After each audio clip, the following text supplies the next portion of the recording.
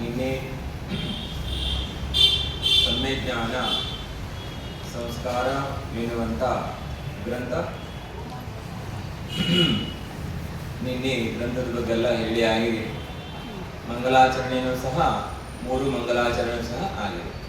ನಿನ್ನೆ ಮಂಗಲಾಚರಣೆಯಲ್ಲೇ ಆಗಿದೆ. ನಿನ್ನೆ ಮಂಗಲಾಚರಣೆ ಪಾಠ ಪ್ರಾರಂಭವಾಗಿ ಇವತ್ತು ಪಾಠವನ್ನು ಪ್ರಾರಂಭವನ್ನು ಮಾಡ್ತಾ ಇದ್ದೀವಿ.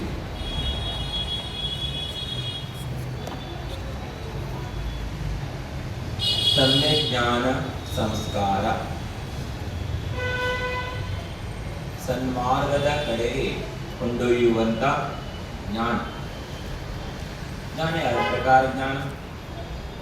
ಹಾಗೆ ಜ್ಞಾನವು ದುರ್ಮಾರ್ಗದ ಕಡೆಗೆ ಕೊಂಡೊಯ್ಯುವಂತ ಜ್ಞಾನವೂ ಇದೆ, ಸನ್ಮಾರ್ಗದ ಕಡೆಗೆ ಕೊಂಡೊಯ್ಯುವಂತ ಜ್ಞಾನವೂ ಇದೆ.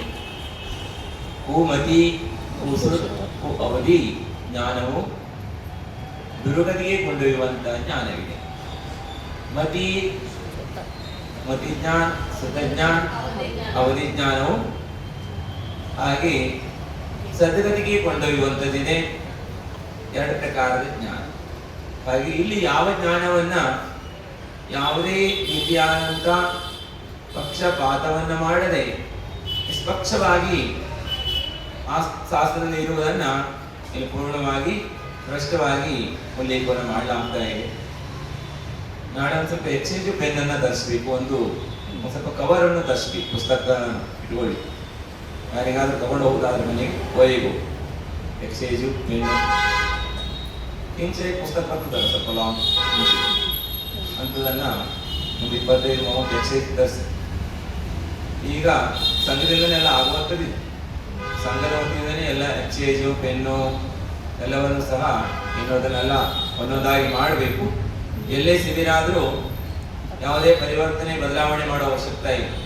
ಪುಸ್ತಕಗಳು ಅಷ್ಟೇ ಶಿಬಿರಕ್ಕೆ ಬೇಕಾದಂಥ 1, 2, 3, 4 ಕ್ಲಾಸ್ ಪ್ರಕಾರವಾಗಿ ಯಾವ್ಯಾವ ವಿಷಯಗಳು ಅನ್ನೋದನ್ನು ಪ್ರಥಮ ಹಂತದಿಂದ ಹಾಗೆ ಉಚ್ಚವಾದಂಥ ಜ್ಞಾನದ ಪ್ರಾಪ್ತಿಯ ತನಕ ಆಲಾ ಪದ್ಧತಿ ಆದಿ ಶಾಸ್ತ್ರಗಳ ತನಕನೂ ಸಹ ನ್ಯಾಯಶಾಸ್ತ್ರಗಳು ಬರ್ತದೆ. ಆಲಾ ಪದ್ಧತಿ ಶಾಸ್ತ್ರಗಳನ್ನ ಕೆಲವರು ಅಧ್ಯಯನ ಮಾಡದೇ ಇರಬಹುದು. ಇಂತಹ ಶಾಸ್ತ್ರಗಳು ಬಹಳ ಉತ್ಕೃಷ್ಟವಾದಂತಹ ಶಾಸ್ತ್ರ ಇದೆ. ಇದನ್ನು ಅಧ್ಯಯನ ಮಾಡಬೇಕಂದ್ರೆ ಬೇಸಿಕ್ ನಾಲೆಜ್ ಎಲ್ಲವನ್ನು ಇರಬೇಕು. ಇದಾಗಲೇ ಏನಾಗ್ತದೆ, ಮುಂದಿನ ಶಾಸ್ತ್ರಗಳನ್ನು ಈಸಿಯಾಗಿ ಅರ್ಥವಾಗ್ತದೆ. ಆ ಪ್ರಕಾರವಾಗಿ ಮೊನ್ನೆ ಏನು ಸಂಘದ ರಚನೆ ಆಯಿತು, ಆ ಸಂಘದ ಮುಖಾಂತರನೇ ಎಲ್ಲ ಶಾಸ್ತ್ರಗಳನ್ನ ಒಂದೊಂದಾಗಿ ಎಲ್ಲ ಆಗ್ತಾ ಹೋಗ್ತದೆ. ಈಗಾಗಲೇ 100 ಪ್ರಶ್ನೆಗಳು ಕೇಳ್ತಾರೆ. ಹುಟ್ಟಿದ ತಕ್ಷಣ ಎಲ್ಲಾ ಪ್ರಶ್ನೆಗಳನ್ನು ಕೇಳ್ತಾರೆ. ಆ ಮಗುವಿನ ಹೆಸರು ಏನು, ಮಗು ಏನು ಮಾಡ್ತಾಳೆ, ಆ ಮಗ ಏನು ಮಾಡ್ತಾನೆ, ಮುಂದೆ ಏನಾಗ್ತದೆ ಬೆಳೀತಾದ ಗೊತ್ತಾಗ್ತದಲ್ಲ. ಏನಾಗ್ತದೆ ಹೇಳಿ, ಬೆಳವಣಿಗೆ ಆಗ್ತಾ ಹೋದಾಗಲೂ ಸಹ ಗೊತ್ತಾಗ್ತಾ ಹೋಗ್ತದೆ. ಹಾಗೆ ಎಲ್ಲವೂ ಸಹ ಬೇಸಿಕ್ ನಾಲೆಜ್ ಬೇರೆ ಇರ್ತದೆ, ಇನ್ನು ಮೇಲ್ಮೇಲೆ ಹಂತದ ಬೇರೆ ಬೇರೆದಾಗಿರ್ತದೆ. ಎಕ್ಸೈಜು ಪೆನ್ನು ಎಲ್ಲವನ್ನು ಸಹ ಜ್ಞಾನದ ಒಂದು ಶಿಬಿರಾದಿಗಳನ್ನು ನಡೆಸುವುದಕ್ಕೆ ಏನು ಬೇಕಾಗ್ತದೆ ಅಂತ ಉಪಕರಣ ಎಲ್ಲವನ್ನು ಸಹ ವ್ಯವಸ್ಥಿತವಾಗಿ ಈ ಸಂಘ ಎಲ್ಲ ರಚನೆಯನ್ನ ಮಾಡಿಕೊಳ್ಳುವಂಥದ್ದಿದೆ ಮುಂದಿನ ದಿನಗಳಲ್ಲಿ. ಶಿಬಿರ ಮಾಡಿದಾಗ ಕೊಡ್ತೀವಿ ಮಹಾರಾಜ್. ಶಿಬಿರ ಮಾಡಿದಾಗ ಎಕ್ಸರ್ಸೈಸು ಪೆನ್ನು ಇಷ್ಟು ವರ್ಷ ನೀವು ಕೊಡ್ತೀರಿ, ಆದ್ರೆ ಯಾವ್ದಾದ್ರು ಬೇರೆ ಹೊರಗಡೆ ಇರುವಂತದ್ದಿಲ್ಲ ಅಲ್ಲ. ಕೋಮಲ್ ಕುಂದಪ್ಪ ಅವರೇ ಕೊಡೋದು ಶಿಬಿರ ಅಲ್ಲ, ಕೊಡಬಹುದು. ಆದ್ರೆ ಈ ಸಂಘದ ವತಿಯಿಂದಲೇ ಅದರ ಹೆಸರು ಹಾಕಿ ಅದರ ಮುಖಾಂತರನೇ ಪ್ರಿಂಟ್ ಆಗ್ತದೆ. ಅದಕ್ಕೆ ಬೇಕಾದಂತ ಲಗತ್ತನ್ನು ಕೊಡಬಹುದು, ಯಾರು ಬೇಕಾದ್ರೂ ಕೊಡಬಹುದು.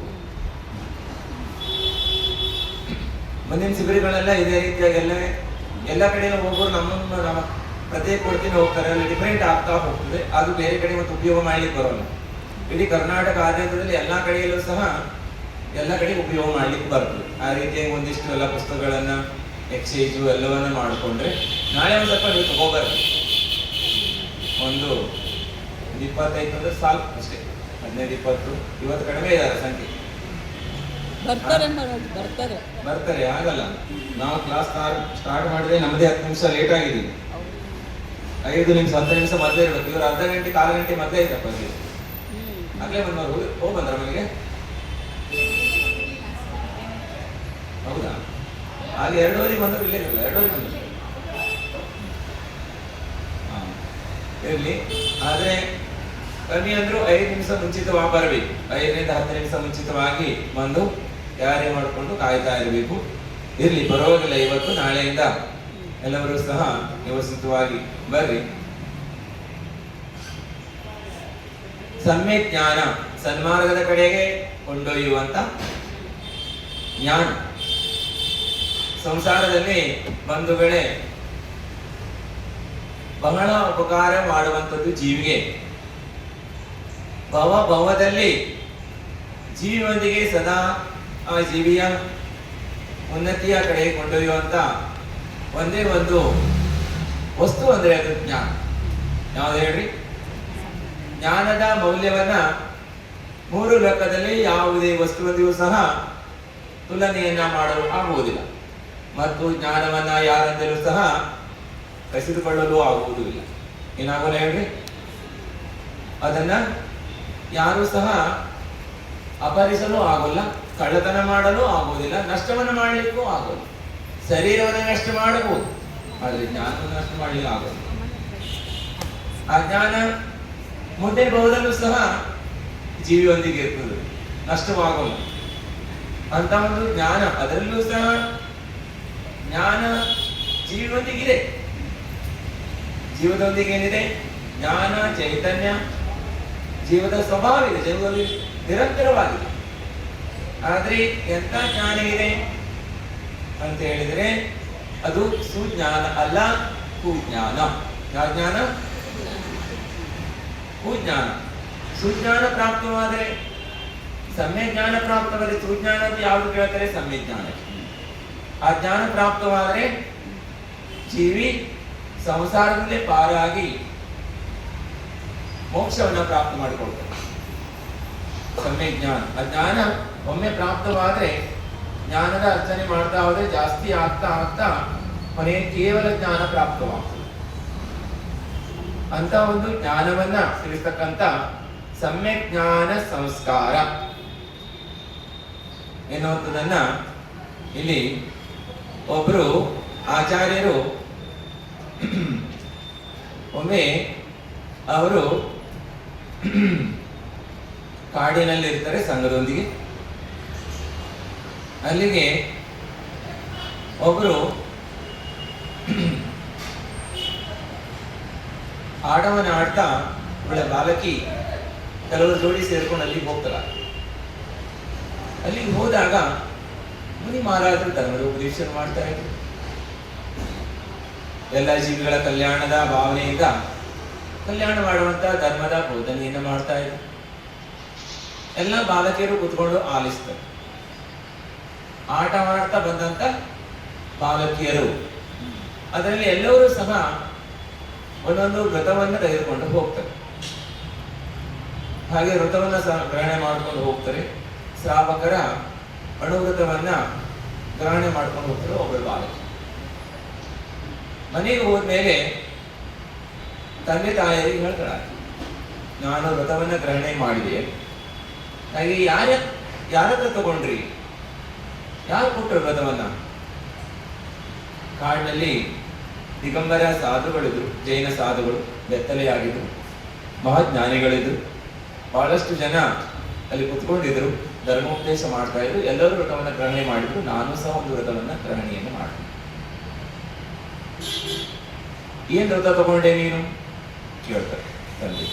ಆಗ ಆಕೆ ಹೇಳ್ತಾಳೆ, ನಾನು ಕಳ್ಳತನ ಮಾಡೋಲ್ಲ ಎಂದು, ಸುಳ್ಳು ಹೇಳೋಲ್ಲ ಅಂತ ಹೇಳಿ, ಹಾಗೆ ಹಿಂಸೆಯನ್ನ ಮಾಡುವುದಿಲ್ಲ, ಮತ್ತು ಪರಿಗ್ರಹಗಳನ್ನ ನಾನು ಆಸಕ್ತಿಯನ್ನ ಏನ್ ಮಾಡೋಲ್ಲ, ಆಸೆಯನ್ನ ಮಾಡೋಲ್ಲ, ಅತಿ ಲಾಲಚಪನವನ್ನು ಇಡೋಲ್ಲ, ಏನು ನಾನು ಪರಪುರುಷರನ್ನ ಎಂದು ಸಹ ಏನ್ ಮಾಡೋಲ್ಲ, ಇಷ್ಟವನ್ನ ಪಡೋಲ್ಲ. 5 ವ್ರತವನ್ನ ಗ್ರಹಣೆಯನ್ನು ಮಾಡಿದೆ ಅಂತ ಹೇಳ್ತಾರೆ. ಆಗ ಅವರು ತುಂಬಾ ಸಿಟ್ಟು ಬರ್ತದೆ ತಂದೆ ಆ ಬೆತ್ತಲೆ ಸಾಧುಕರ ಕಡೆಯಿಂದ ವ್ರತವನ್ನ ಗ್ರಹಣೆ ಮಾಡಿದೆ, ನೀನು ಅಮಂಗಲವಾದ, ಅಶುದ್ಧವಾದ, ಮೊದಲು ಸ್ನಾನವನ್ನು ಮಾಡು, ಆ ವ್ರತವನ್ನ ಬಿಡು ಅಂತೇಳಿ ಆತನು ಬಹಳ ಒತ್ತಾಯವನ್ನು ಮಾಡ್ತಾನೆ. ಆತನು ಬ್ರಾಹ್ಮಣ ಇರ್ತಾನೆ. ಜೈನ ಧರ್ಮದ ವಿರೋಧಿ ಅಂದ್ರೆ ಆತನಲ್ಲಿ ಜೈನ ಧರ್ಮದ ಬಗ್ಗೆ ಆಧಾರಗಳಿರುವುದಿಲ್ಲ. ಹಾಗಾಗಿ ಆತ ಹೇಳ್ತಾನೆ ಅದನ್ನ ವಾಪಸ್ ಕೊಟ್ಟು ಬಿಟ್ಟು ಬಿಡು ಅದನ್ನ. ಇಲ್ಲ, ಮಹಾರಾಜರು ಹೇಳಿದ್ದಾರೆ ಬಿಡಬಾರದು. ವ್ರತವನ್ನ ಗ್ರಹಣೆ ಮಾಡಿದ ಮೇಲೆ ನಿಮಗೆ ವ್ರತವನ್ನ ನಿಭಾಯಿಸಲು ಆಗದೇ ಇರುತ್ತೆ, ಮತ್ತೆ ನಮ್ಮ ಹತ್ರ ಬಂದೇ ವಾಪಸ್ ನಮಗೆ ಕೊಡಬೇಕು. ನಮ್ಮ ಚರಣದಲ್ಲಿ ಏನ್ ಮಾಡಬೇಕು, ಬಿಡಬೇಕು. ಮತ್ತೆ ಹಾಗೇನೆ ಯಾರು ನಿಮ್ಮ ಇಚ್ಛೆ ಹಾಗೆ ಸಿಕ್ಕದಾಗಿ ವ್ರತವನ್ನು ಬಿಡಬಾರದು. ಇದರಿಂದ ಪಾಪವಾಗ್ತದೆ ಮತ್ತು ದುರ್ಗತಿ ಆಗ್ತದೆ. ಹಾಗಾಗಿ ವ್ರತ ಬಿಡಬಾರದು. ಆಕೆಗೆ ಭಯ ಇರ್ತದೆ. ಆಕೆ ಹೇಳಿದ್ದಾರೆ, ಮಹಾರಾಜರು ಹೇಳಿದ್ದಾರೆ, ಗುರುಗಳು ಹೇಳಿದ್ದಾರೆ, ಬಿಡುವುದಾದ್ರೆ ನಮ್ಮಲ್ಲಿಗೆ ಬಂದು ಬಿಡ್ಬೇಕಂತ ಹೇಳಿದ್ದಾರೆ. ಆಗ ಅವರು ಮಗಳನ್ನು ಕರ್ಕೊಂಡು ಹೋಗ್ತಾನಲ್ಲ. ಹಾಗಾದ್ರೆ ಹಾಗಾದ್ರೆ ಆ ಬೆತ್ತಲೆ ಸಾಲಿ ಒಂದಿಷ್ಟು ಬೈದು ಜಾಡಿಸಿ ಆತನಿಗೆ ವ್ರತವನ್ನ ಕೊಟ್ಟು ಬಂದ್ರಾಯ್ತು. ಅವರು ವ್ರತನ ಅಂತ ಕರ್ಕೊಂಡು ಬರುವಾಗ ಹಾದಿಯಲ್ಲಿ ಹೋಗುವಾಗ 5 ವ್ರತಗಳನ್ನ ಏನ್ ತೆಗೆದುಕೊಂಡು ಗಣನೆ ಮಾಡಿದ್ದು 5 ಜನ ವ್ಯಕ್ತಿಗಳು ಕಾಣ್ಲಿಕ್ಕೆ ಸಿಗ್ತಾರೆ. ಮುಂದೆ ಹೋಗ್ತಾ ಇದ್ದಾಗ ಒಬ್ಬ ಏನ್ ಮಾಡಿರ್ತಾನೆ ಅಂತ ಹೇಳಿದ್ರೆ, ಬೇರೆಯೊಂದು ಜೀವನ ಘಾತ ಮಾಡಿ ಸಾಯಿಸಿ ಆತ ಮಾಂಸವನ್ನು ಮಾಡಿ ತಿಂದಿರ್ತಾನೆ. ಇದರಿಂದ ರಾಜ ಆತನಿಗೆ ಕಳ್ಳತನ ಮಾಡಿ ಮೋಸವನ್ನ ಗ್ರಹಣೆ ಮಾಡಿರ್ತಾನೆ. ವ್ಯಸನಿಯಾದಂತ ವ್ಯಕ್ತಿಗಳು ಜೀವದಲ್ಲಿ ತೆಗೆದ್ರು ಸಹ ವ್ಯಸನವನ್ನ ಮಾಡೋದು ಬಿಡಂಗಿಲ್ಲ. ಕಳ್ಳತನ ಮಾಡಿ ಆದ್ರೂ ವ್ಯಸನವನ್ನು ಪೂರ್ಣ ಮಾಡ್ತಾರೆ. ಆತ ಒಂದು ಕಳ್ಳತನವನ್ನು ಮಾಡಿ ಏನ್ ಮಾಡಿದ್ದ, ಜೀವನ ಹತ್ಯೆಯನ್ನು ಮಾಡಿ ಆತ. ಇದರಿಂದ ರಾಜ ಆತನಿಗೆ ಗಲ್ಲು ಶಿಕ್ಷೆಯನ್ನು ಕೊಡ್ತಾನೆ. ಹಾಗೇನು ಹೋಗ್ತಾ ಇರುವಾಗ ಆತನ ಎಳ್ಕೊಂಡು ಹೋಗ್ತಾ ಇರ್ತಾರೆ. ಹಾಗೆ ಕೇಳ್ತಾರೆ, ಆಕೆ ಈತನ ಯಾಕೆ ಕರ್ಕೊಂಡು ಹೋಗ್ತಾ ಇದ್ದಾರೆ, ಮಗಳು ಕೇಳ್ತಾರೆ ತಂದೆ ಹತ್ರ. ಹಾಗೆ ಸಿಪಾಯಿ ಹತ್ರ ವಿಚಾರ ಮಾಡಿದಾಗ ಸಿಪಾಯಿಗಳು ಹೇಳ್ತಾರೆ, ಈತ ಮಾಂಸದ ವ್ಯಸನಿಯಾಗಿದ್ದ, ಬೇರೆ ಜೀವನ ಘಾತವನ್ನು ಮಾಡಿ ರಾಜನ ಆಜ್ಞೆಯನ್ನು ಉಲ್ಲಂಘನೆ ಮಾಡಿ ಬೇರೆ ಜೀವನ ಘಾತ ಮಾಡಿದ್ರಿಂದ ಈತನಿಗೆ ಗಲ್ಲು ಶಿಕ್ಷೆಯನ್ನು ವಿಧಿಸಲಾಗಿದೆ. ಆಗ ಅಕ್ಕಿ ಹೇಳ್ತಾರೆ, ನಾನು ಇದೇ ವ್ರತ ತಗೊಂಡಿದ್ದು, ಜೀವವನ್ನ ಹಿಂಸೆ ಮಾಡಲು ಅನ್ನುವಂಥ ವ್ರತವನ್ನ, ಮೋಸವನ್ನ ಗ್ರಹಣೆ ಮಾಡಲು ಅನ್ನುವಂಥ ವ್ರತವನ್ನ ತೆಗೆದುಕೊಂಡಿದ್ದೀನಿ. ಹಾಗಾದ್ರೆ ಇದೊಂದು ಇರ್ಲಿ ಅಂತ ಹೇಳ್ತಾನೆ. ಏನ್ ಹೇಳ್ತಾನೆ, ಉಳಿದದ್ 4 ಕೊಡುವ ನಡೆ ಅಂತ ಹೇಳ್ತಾನೆ. ಮುಂದೆ ಹೋಗ್ತಾ ಇದ್ದಾಗ ಹಾದಿಯಲ್ಲಿ ಒಬ್ಬರ ಕಳ್ಳತನ ಮಾಡಿದವನು ಗಲ್ಲಿಗೆ ಶಿಕ್ಷೆಗೆ ಹಾಕ್ಲಿಕ್ಕೆ ಹೋಗ್ತಾ ಇರ್ತಾನೆ. ಅದನ್ನ ನೋಡಿ ಆಕೆ ವಿಚಾರ ಮಾಡ್ತಾಳೆ. ನಾವು ಶಾರ್ಟ್ಕಟ್ ಅಲ್ಲಿ ಹೇಳ್ತಾ ಇದ್ವಿ ಕಥೆಯನ್ನ, ಇದು ವಿಸ್ತಾರವಾದಂತ ಕಥೆ ಇದೆ, ಪುರಾಣದಲ್ಲಿ ಬರ್ತದೆ. ಹಾಗೆ ಅವಾಗ ಆತ ಹೇಳ್ತಾನೆ, ಈ ವ್ರತ ಇರ್ಲಿ ಹಾಗಾದ್ರೆ ನಿನಗೆ. ಹಾಗೆ ಮುಂದೆ ಹೋಗ್ತಾ ಇದ್ದಾಗ ಒಬ್ಬ ಸುಳ್ಳು ಹೇಳಿದ ನನ್ನ ಗಲ್ಲಿ ಶಿಕ್ಷೆಗೆ ಹಾಕಿ ಹೋಗ್ತಾ ಇದ್ದ. ಆಗ ಆಕೆ ಹೇಳ್ತಾಳೆ, ನಾನು ಸುಳ್ಳು ಹೇಳೋಲ್ಲ ಅಂತ ಹೇಳಿ ವ್ರತ ತಗೊಂಡಿದ್ದೀನಿ. ನಾನು ಸುಳ್ಳು ಹೇಳಿದ್ರು ನನ್ನನ್ನು ಹೀಗೆ ಗಲ್ಲಿಗೆ ಹಾಕ್ತಾರಲ್ಲ ಗಲ್ಲು ಶಿಕ್ಷೆಯಲ್ಲಿ, ಹಾಗಾಗಿ ನಾನು ಇದನ್ನ ತ್ಯಾಗ ಮಾಡಿದ್ದೀನಿ. ಹಾಗಾದ್ರೆ ಅದೊಂದು ಇರ್ಲಿ ಅಂತ ಹೇಳ್ತಾನೆ. ಇನ್ನು ಉಳಿದಾನೆ 2 ಕೊಡೋನು. ಮುಂದೆ ಹೋಗ್ತಾ ಏನಾಗ್ತದೆ ಅಂತ ಹೇಳಿದ್ರೆ, ಒಬ್ಬ ಬೇರೆಯವರ ಪರಿಕರಗಳನ್ನು ಬಹಳ ಅಪರಿಸಿ ಬಿಟ್ಟಿದ್ದ, ಲಪಟಾಯಿಸಿದಂದ್ರೆ ಏನಂತೇಳಿ, ಹಾಗೆ ಅದನ್ನೆಲ್ಲ ತನ್ನ ವಸ್ತು ತೆಗೆದುಕೊಂಡಿದ್ದ. ಇದರಿಂದ ರಾಜ ಆತನಿಗೆ ಬೇರೆಯವರ ಅನ್ಯಾಯವಾಗಿ ಸಂಪತ್ತನ್ನು ವಶಪಡಿಸಿಕೊಂಡದಕ್ಕೆ ಆತನಿಗೂ ಸಹ ಶಿಕ್ಷೆಯನ್ನು ವಿಧಿಸಿದ್ದ. ಸಿಪಾಯಿಗಳು ಕೊಂಡೊಯ್ತಾ ಇದ್ದ. ಅದನ್ನ ಸಿಪಾಯಿಗಳ ಮುಖಾಂತರ ಕೇಳಿದಾಗ ಮಗಳು ತಂದೆ ಹೇಳ್ತಾಳೆ, ನಾನು ಈ ವ್ರತವನ್ನ ಗ್ರಹಣೆ ಮಾಡಿದ್ರೆ, ಒಂದ್ ವೇಳೆ ನಾನು ಮಾಡಿದ್ರೆ ನನಗೂ ಸಹ ಇದೇ ರೀತಿ ಶಿಕ್ಷೆ ಆಗ್ತದೆ, ಹಾಗಾದ್ರೆ ಇದು ಇರ್ಲಿ ಅಂತ ಹೇಳ್ತಾನೆ. ಮುಂದೆ ಹೋಗ್ತಾ ಇದ್ದಾಗ ಇನ್ನೊಬ್ಬರನ್ನ ಗಲ್ಲು ಶಿಕ್ಷೆಗೆ ಹಾಕಿ ಹೋಗ್ತಾ ಇರ್ತಾರೆ. ಆಗ ಆತ ಏನ್ ಮಾಡಿದ್ದ ಅಂತ ಹೇಳಿದ್ರೆ, ಆತನು ಪರಸ್ತ್ರೀಯರನ್ನ ಏನ್ ಮಾಡಿದ್ದ, ಆತ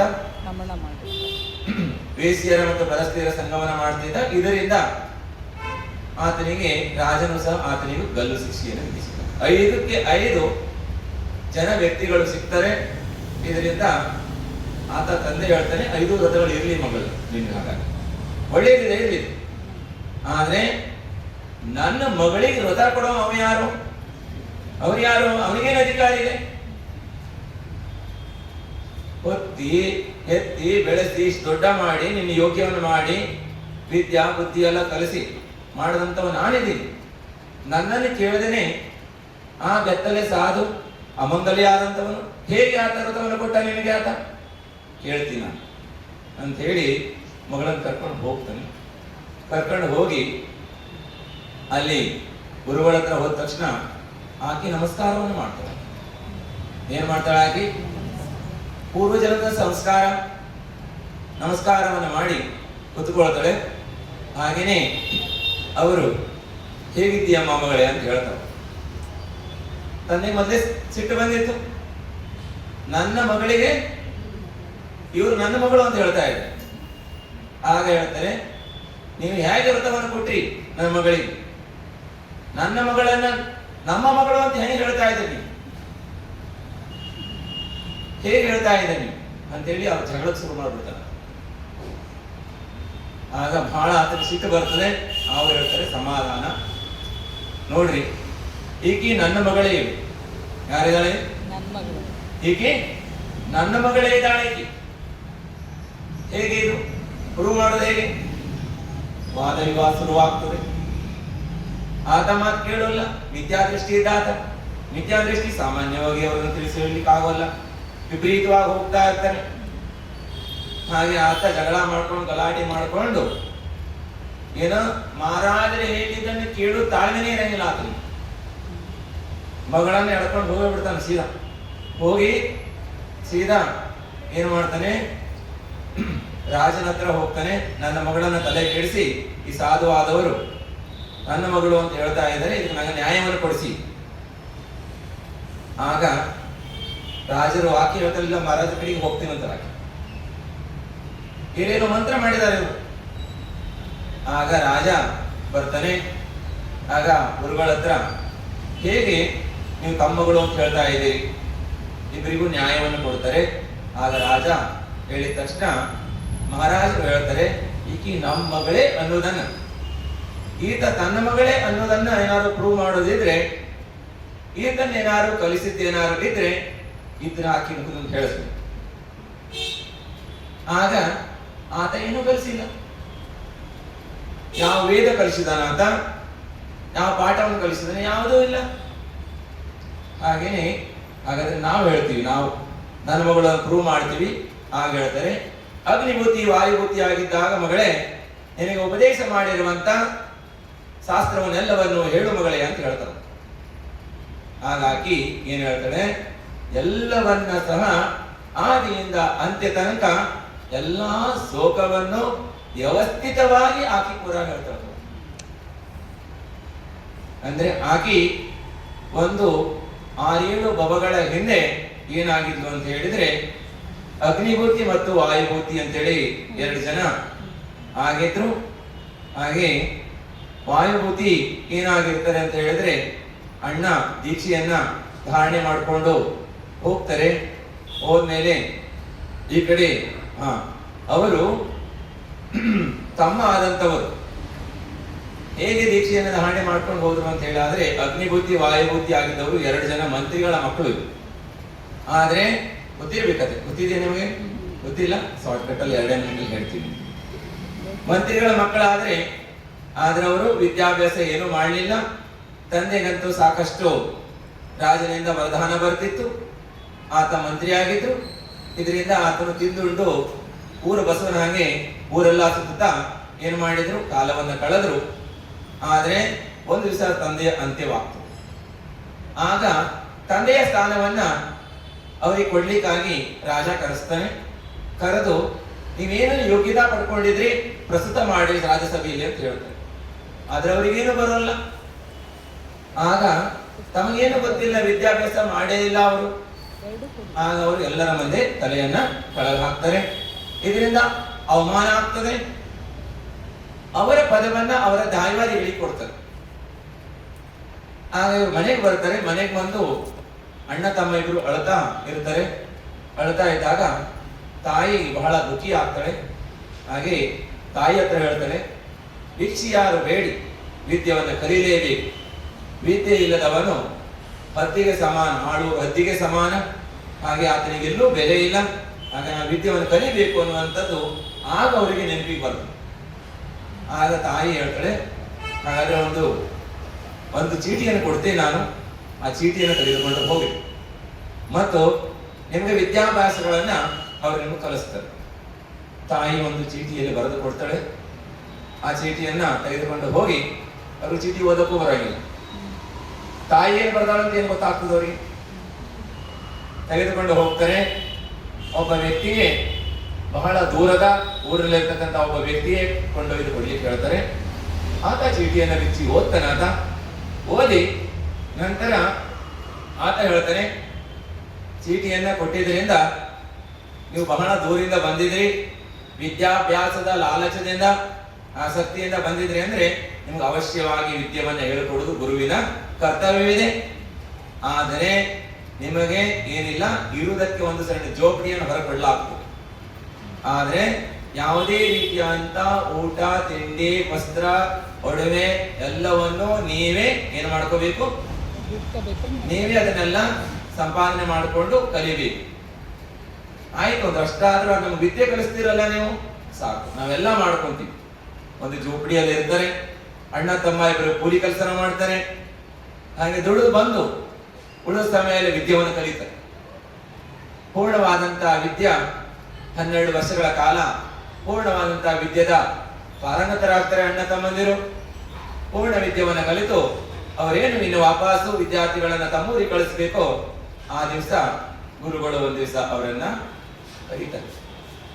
ಕರೆದು ಆ ದಿವಸ ಅವರಿಗೆ ಏನು ಮಾಡ್ತಾರೆ, ವಿಶೇಷವಾದಂತಹ ಔತಣದ ಊಟವನ್ನ ಮಾಡಿ, ಊಟವನ್ನ ಹಾಕಿಸಿ, ತಲೆಗೆ ಎಣ್ಣೆಯನ್ನು ಹಾಕಿ, ಹೊಸದಾದಂತಹ ಒಂದು ವಸ್ತ್ರವನ್ನು ಕೊಟ್ಟು ಅವರನ್ನು ಸನ್ಮಾನವನ್ನು ಮಾಡ್ತಾರೆ ಮತ್ತು ಕ್ಷಮ ಮಾಡಬೇಕು ಅಂತ ಹೇಳ್ತಾರೆ. ಆಗ ಅವ್ರಿಗೆ ಆಶ್ಚರ್ಯ ಆಗ್ತದೆ, ಗುರುಗಳು ಇಷ್ಟೆಲ್ಲ ಮಾಡಿ ಲಾಸ್ಟಿಗೆ ಕ್ಷಮ ಮಾಡಬೇಕು, ದಯವಿಟ್ಟು ಅನ್ಯತಾ ತಿಳ್ಕೊಳ್ಬಾರ್ದು ನೀವು, ಹಾಗಾಗಿ ಕ್ಷಮೆಯನ್ನು ಮಾಡಬೇಕು ನನ್ನ ವೃದ್ಧನನ್ನ ಅಂತ ಹೇಳ್ತಾರೆ. ಆಗ ಏನು ಅಂತ ಹೇಳಿದ್ರೆ, ನೀವು ಬೇರೆ ಯಾರು ಅಲ್ಲ, ನನ್ನ ತಂಗಿಯ ಮಕ್ಕಳೇ ಇರಿ. ಯಾರಿದ್ದೀರಿ ನೀವು? ನನ್ನ ತಂಗಿಯ ಮಕ್ಕಳಿದ್ದೀರಿ. ಆದ್ರೆ ಸಲಿಗೆ ಕೊಡುವುದರಿಂದ ಯಾವ ರೀತಿ ನೀವು ಬಾಲ್ಯದಲ್ಲಿ ಬಸವನ ಹಾಗೆ ಬೆಳೆದ್ರು ಅದೇ ರೀತಿ ಇಲ್ಲಿ ನಾನು ಮಾವ ಅನ್ನೋದು ಗೊತ್ತಾದ್ರೆ ನೀವು ವಿದ್ಯೆಯನ್ನು ಕಲಿಯುವುದಿಲ್ಲ ಅನ್ನೋದನ್ನು ನಮ್ಮ ತಂಗಿ ಸ್ಪಷ್ಟವಾಗಿ ಬರೆದು ಕಳಿಸಿದ್ಲು. ಹಾಗಾಗಿ ನಾನು ನಿಮಗೆ ಕಠೋರವಾಗಿ ವರ್ತಿಸಬೇಕಾಯಿತು, ಅದರಿಂದ ಕ್ಷಮೆಯನ್ನು ಮಾಡಬೇಕು ಅಂತ ಹೇಳಿ ಅವರು ಕೇಳ್ಕೊಳ್ತಾರೆ. ಇದರಿಂದ ಅಣ್ಣನಾದವನಿಗೆ ಮಾವನ ಉದಾಹರಣ, ಮಾವನಿರ್ತಕ್ಕಂಥ ಗುಣಗಳು ನೋಡಿ ಬಹಳ ಪ್ರಶಸ್ತ ಆಗ್ತದೆ. ಆದ್ರೆ ತಮ್ಮನಿಗೆ ಇದು ಹಿಡಿಸುವುದಿಲ್ಲ. ಹಬ್ಬ ಹರಿದಿನ ಎಂದ್ರು ಒಂದ್ ದಿವಸ ಆತನು ಎಣ್ಣೆಯನ್ನು ಹಾಕಿರಲಿಲ್ಲ, ಒಂದಿನ ಒಳ್ಳೆಯ ಊಟವನ್ನು ಕೊಟ್ಟಿಲ್ಲ ಆತ. ತಾನು ಮಾತ್ರ ಒಳ್ಳೆಯ ಅಂತಸ್ತಿನ ಮನೆಯಲ್ಲಿ ಇರ್ತಿದ್ದ ಆತ. ನಮಗೆ ಒಳಗೆ ಜೋಪಡಿಯಲ್ಲಿ ಹೊರಗಡೆ ಇರ್ಲಿಕ್ಕೆ ಬಿಸಿಲು ಮಳೆಯಲ್ಲಿ ಇರ್ತಿದ್ವಿ. ದುಡಿದು ಬಂದು ನಾವು ವಿದ್ಯಾಭ್ಯಾಸವನ್ನು ರಚನೆ ಮಾಡಿದ್ವಿ. ಆದ್ರೆ ಈತ ನಮಗಾಗಿ ಒಂದು ಕವಡಿ ಕಾಸನ್ನು ಖರ್ಚು ಮಾಡಿಲ್ಲ, ವಂಚಕನಿದಾನಿತ ಅಂತ ಹೇಳಿ ತಮ್ಮನಿಗೆ ಆದ ಮೇಲೆ ಏನಾಗ್ತದೆ, ದ್ವೇಷ ಭಾವ ಪ್ರಾರಂಭವಾಗ್ತದೆ. ಕೊನೆಗೆ ಇಬ್ರು ಬರ್ತಾರೆ. ಬಂದ ಮೇಲೆ ರಾಜ್ಯಸಭೆಗೆ ಬರ್ತಾರೆ. ಬಂದು ರಾಜ್ಯಸಭೆಯಲ್ಲಿ ಹೋಗಿ ತಮ್ಮ ವಿದ್ವತ್ವವನ್ನ ವಿದ್ಯವನ್ನ ಪ್ರದರ್ಶನ ಮಾಡ್ತಾರೆ. ರಾಜ ಅವರ ವಿದ್ವತ್ವವನ್ನ ಮೆಚ್ಚಿ ಮೊದಲಿನ ಸ್ಥಾನವನ್ನೇ ಅವರಿಬ್ಬರಿಗೂ ಸಹ ಮಂತ್ರಿ ಪದವನ್ನು ಕೊಡ್ತಾರೆ. ಇಬ್ರು ಸಹ ರಾಜನ ಸ್ಥಾನದಲ್ಲಿ ಉಚ್ಚವಾದಂತಹ ಮಂತ್ರಿ ಸ್ಥಾನವನ್ನ ನಿಭಾಯಿಸ್ತಾ ಸಮಾಜದಲ್ಲಿ ಗಣ್ಯ ವ್ಯಕ್ತಿಯಾಗಿ ಬಹಳ ಅವರು ಪ್ರಶಸ್ತಿಯಾಗಿ ಜೀವನವನ್ನ ಸಾಗಿಸ್ತಾ ಇರ್ತಾರೆ.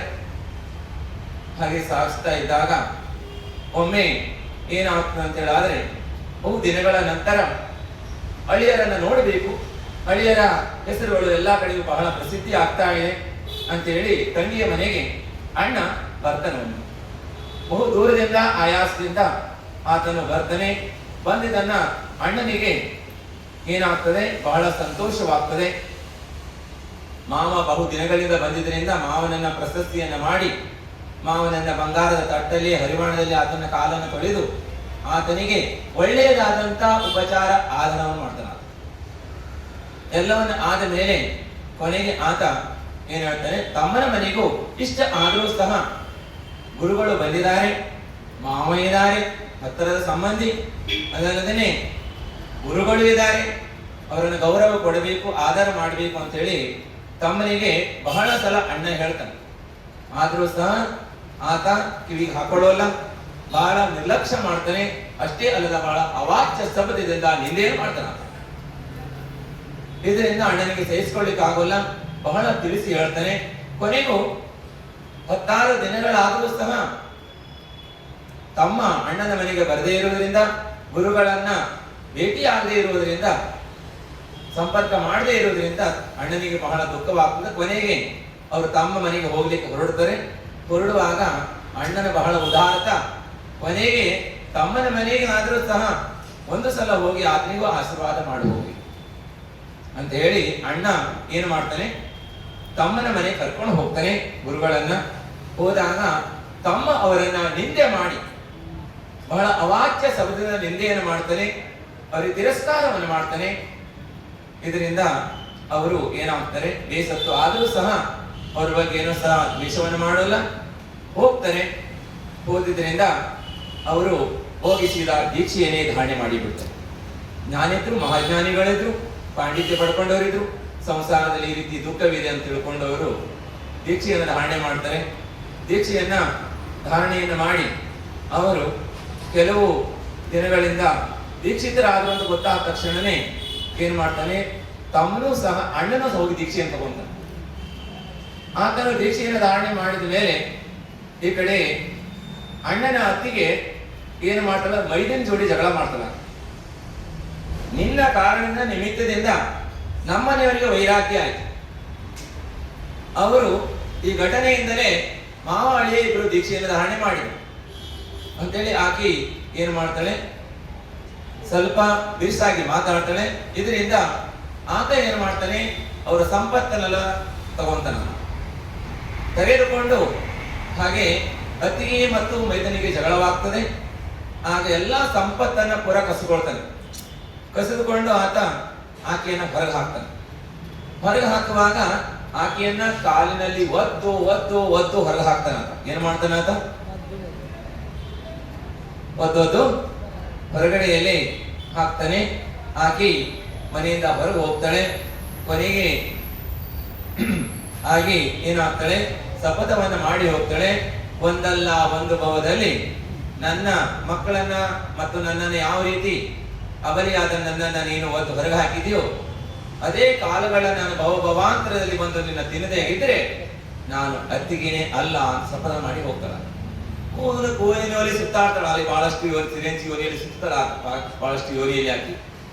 ಕೊನೆಗೆ ಯಾರು ತಮ್ಮ ಇದ್ದ, ಆ ತಮ್ಮ ಇದ್ದವೇನಾಗ್ತಾನೆ, ಕೆಲವು ದಿನಗಳ ನಂತರ ಆತನು ನಿತ್ಯ ತಪಸ್ಸನ್ನ ಮಾಡಿ ನಾನಾ ಯೋನಿಗಳಲ್ಲಿ ಪರಿಭ್ರಮಣೆಯನ್ನು ಮಾಡಿ ಮಾಡಿ ಆತ ಏನಾಗಿರ್ತಾನೆ, ಕೆಲವಷ್ಟು ಜಾಗದಲ್ಲೆಲ್ಲ ದೊಡ್ಡ ಕಥೆ ಇದೆ ಇದು.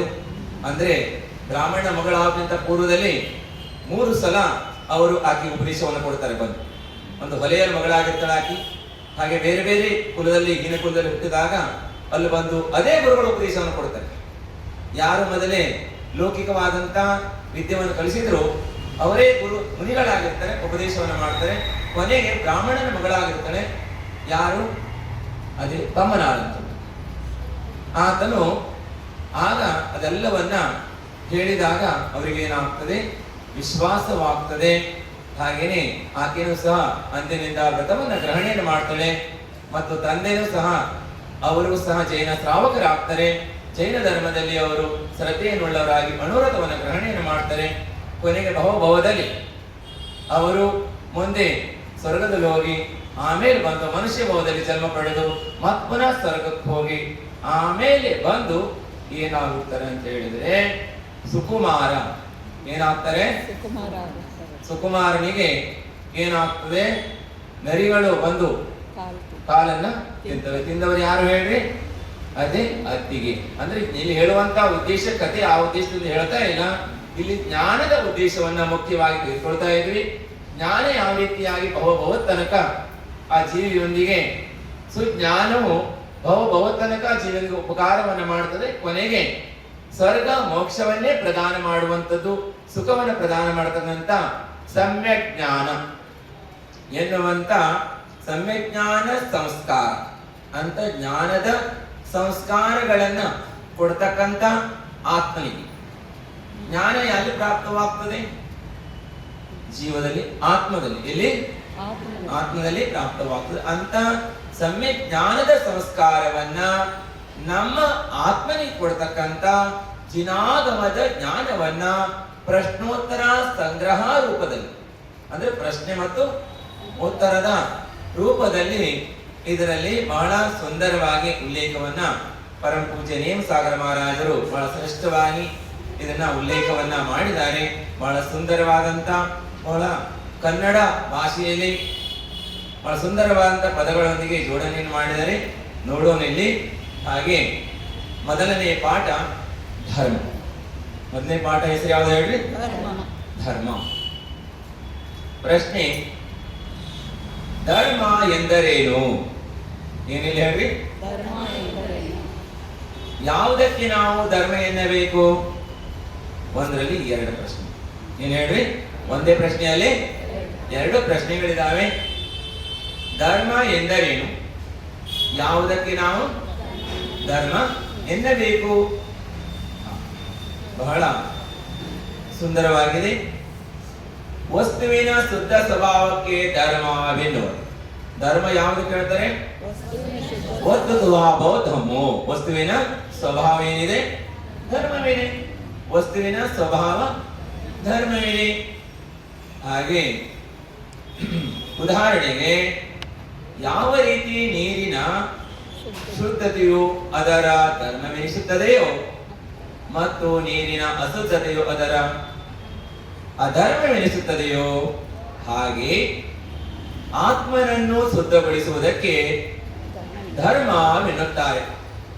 ಅಂದರೆ ಆತ್ಮನ ಶುದ್ಧ ಅವಸ್ಥೆಯನ್ನು ಶುದ್ಧ ಧರ್ಮ ಎನಿಸುತ್ತದೆ ಮತ್ತು ಅದರ ಅಶುದ್ಧ ಅವಸ್ಥೆಯು ಅಧರ್ಮ ಎನಿಸುತ್ತದೆ. ಹಾಗೆ ಇಲ್ಲಿ ಏನು ಹೇಳಿದ್ರು ಅಂದ್ರೆ, ಉದಾಹರಣೆ ಮುಖಾಂತರ ಯಾವುದೇ ಒಂದನ್ನ ಉದಾಹರಣೆ ಮುಖಾಂತರ ಹೇಳಿದಾಗ ಬಹಳ ಏನಾಗ್ತದೆ, ಅರ್ಥಗಳು ಬೇಗ ಆಗ್ತದೆ. ಹಾಗೆ ಮಹಾರಾಜರು ಸಹ ಇಲ್ಲಿ ಬಹಳ ಸ್ಪಷ್ಟವಾದ ಉದಾಹರಣೆಯನ್ನು ಕೊಟ್ಟಿದ್ದಾರೆ. ಪ್ರತಿಯೊಂದು ವಸ್ತುವಿನ ಸ್ವಭಾವಕ್ಕೆ ಧರ್ಮವೆನ್ನುತ್ತಾರೆ. ನಾವೇನು ತಿಳ್ಕೋಬೇಕು? ಪ್ರತಿಯೊಂದು ವಸ್ತುವಿನ ಸ್ವಭಾವಕ್ಕೆ, ಶುದ್ಧವಾದಂತ ಸ್ವಭಾವಕ್ಕೆ ಧರ್ಮವೆನ್ನುತ್ತಾರೆ.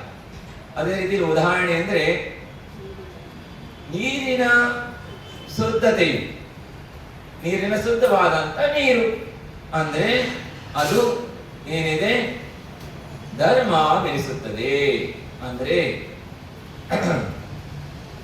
ನೀರಿನ ಶುದ್ಧವಾದ ಧರ್ಮವೆನಿಸುತ್ತದೆ, ಶುದ್ಧವಾದಂತ ಧರ್ಮವಿದೆ. ಮತ್ತು ನೀರಿನ ಅಶುದ್ಧತೆಯು ಅದರ ಅಧರ್ಮ ಎನಿಸುತ್ತದೆಯೋ, ಅಂದ್ರೆ ಅಧರ್ಮ. ನೀರಿನ ಅಶುದ್ಧವಾದಂಥದ್ದು, ನೀರಿನಲ್ಲಿ ಕಲ್ಲಸುಗಳಿದಾವೆ ಅಥವಾ ಯಾವುದಾದ್ರೂ ಮಣ್ಣಿದೆ, ಧೂಳಿದೆ, ಅದು ಏನಿಲ್ಲ, ಶುದ್ಧವಾಗಿ ಇಲ್ಲ. ಹಾಗೆಯೇ ಆತ್ಮನನ್ನು ಶುದ್ಧಗೊಳಿಸುವುದಕ್ಕೆ ಧರ್ಮ ಎನ್ನುತ್ತಾರೆ. ಆತ್ಮನನ್ನ ಶುದ್ಧವನ್ನ ಮಾಡುವಂಥದ್ದು. ಬಟ್ಟೆಯನ್ನು ಶುದ್ಧ ಮಾಡುವುದು, ಸೋಪು ಇದೆ, ಕಲ್ಲು ಇದೆ, ಒಗೆಯೋರು ಇದ್ದಾನೆ. ಈಗಂತೂ ನಿಮ್ಗೆಲ್ಲ ವಾಷಿಂಗ್ ಮಿಷಿನ್, ಹೌದಲ್ಲ? ವಾಷಿಂಗ್ ಮಿಷನ್ ನೀರು ಹಾಕ್ಬೇಡ್ರಿ, ಹಂಗೆ ಹೋಗಿರಿ ನೋಡೋಣ. ಬಂದವೇ ಹೇಳಕ್ ಬರಂಗಿಲ್ಲ. ಅತಿ ಬುದ್ಧಿವಂತರು ಹುಡ್ತಾ ಇದ್ದಾರೆ. ಒಳ್ಳೇದಲ್ಲೂ ಆಗಲಿ ಕೆಟ್ಟದ್ದಲ್ಲೂ ಆಗಲಿ ಮಾಡೋದು ಮಾಡ್ತಾವ. ಏನ್ ಹೇಳಿ? ನೀರು ಹಾಕಿದ್ರೆ ವಾಸ ಮಾಡ. ನೀರು ಹಾಕ್ಬೇಕಲ್ಲ, ನೀರು ಹಾಕ್ಬೇಕಲ್ರಿ. ನೀರಿಲ್ಲದನೆ ಬರಲ್ಲ. ಅದಾಗದೆ ಡೋರು ತೆಗಿಯಕ್ ಬರಲ್ಲ. ಅದು ಫುಲ್ ಆಗ ತನಕ ಆಮೇಲೆ ಡೋರು ತೆಗಿಯಕ್ ಬರಲ್ಲ. ಫುಲ್ ಆದ್ಮೇಲೆ ಡೋರ್ ತೆಗಿಯಕ್ ಬರಲ್ಲ. ಒಮ್ಮೆ ಪ್ರೊಸೀಜರ್ ಸ್ಟಾರ್ಟ್ ಆದ್ರೆ ಮತ್ತೆ ತೆಗಿಲಿಕ್ಕೆ ಆಗೋದಿಲ್ಲ. ಸರಿ, ಮತ್ತೆ ನೀವು ಗಡ್ಬಡಿ ಮಾಡಿ ಮತ್ತೆ ಕೈ ಹಾಕಿ ಏನಾದ್ರು ಮಾಡ್ಕೊಂಡ್ರೆ ಇಲ್ಲ, ಬರಲ್ಲ. ಡೋರ್ ತೆಗಿಯಕ್ ಬರಲ್ಲ. ನೋಡ್ರಿ, ಬಟ್ಟೆಯನ್ನ ಅಥವಾ ಯಾವುದೇ ಮಣ್ಣು ಧೂಳು ಹಿಡಿದನ್ನ ಸ್ವಚ್ಛ ಮಾಡ್ಬೇಕಂತ ಹೇಳಿದ್ರೆ ನೀರು ಬೇಕು, ಹೌದಲ್ಲ? ಅದೇ ರೀತಿಯಾಗಿ ಆತ್ಮನನ್ನ ಶುದ್ಧ ಮಾಡುವಂಥದ್ದು ಏನಿದೆ, ಧರ್ಮವಿದೆ. ಧರ್ಮ ಯಾವುದು? ಆತ್ಮವನ್ನ ಶುದ್ಧವನ್ನ ಮಾಡುವಂಥದ್ದು. ಧರ್ಮದ ಉತ್ಪತ್ತಿ. ಸಣ್ಣ ಮಕ್ಕಳಿಗೆ ಕೊಡ್ಬೇಡಿ ಪುಸ್ತಕ, ಕೆಳಗೆ ಕೈಲಿ ಹುಡುಗರ ಕೈಲಿ ಕೊಡ್ಬೇಡ್ರಿ ಪುಸ್ತಕ. ಸಣ್ಣ ಹುಡುಗ ಕೈಲಿ ನೀವು ಮುಂದೆ ಬರೀ, ಈ ಕಡೆ ಬರೀ, ಇದ್ರ ಮೇಲೆ ಟೇಬಲ್ ಮೇಲೆ ಇಟ್ಕೊಡ್ರಿ.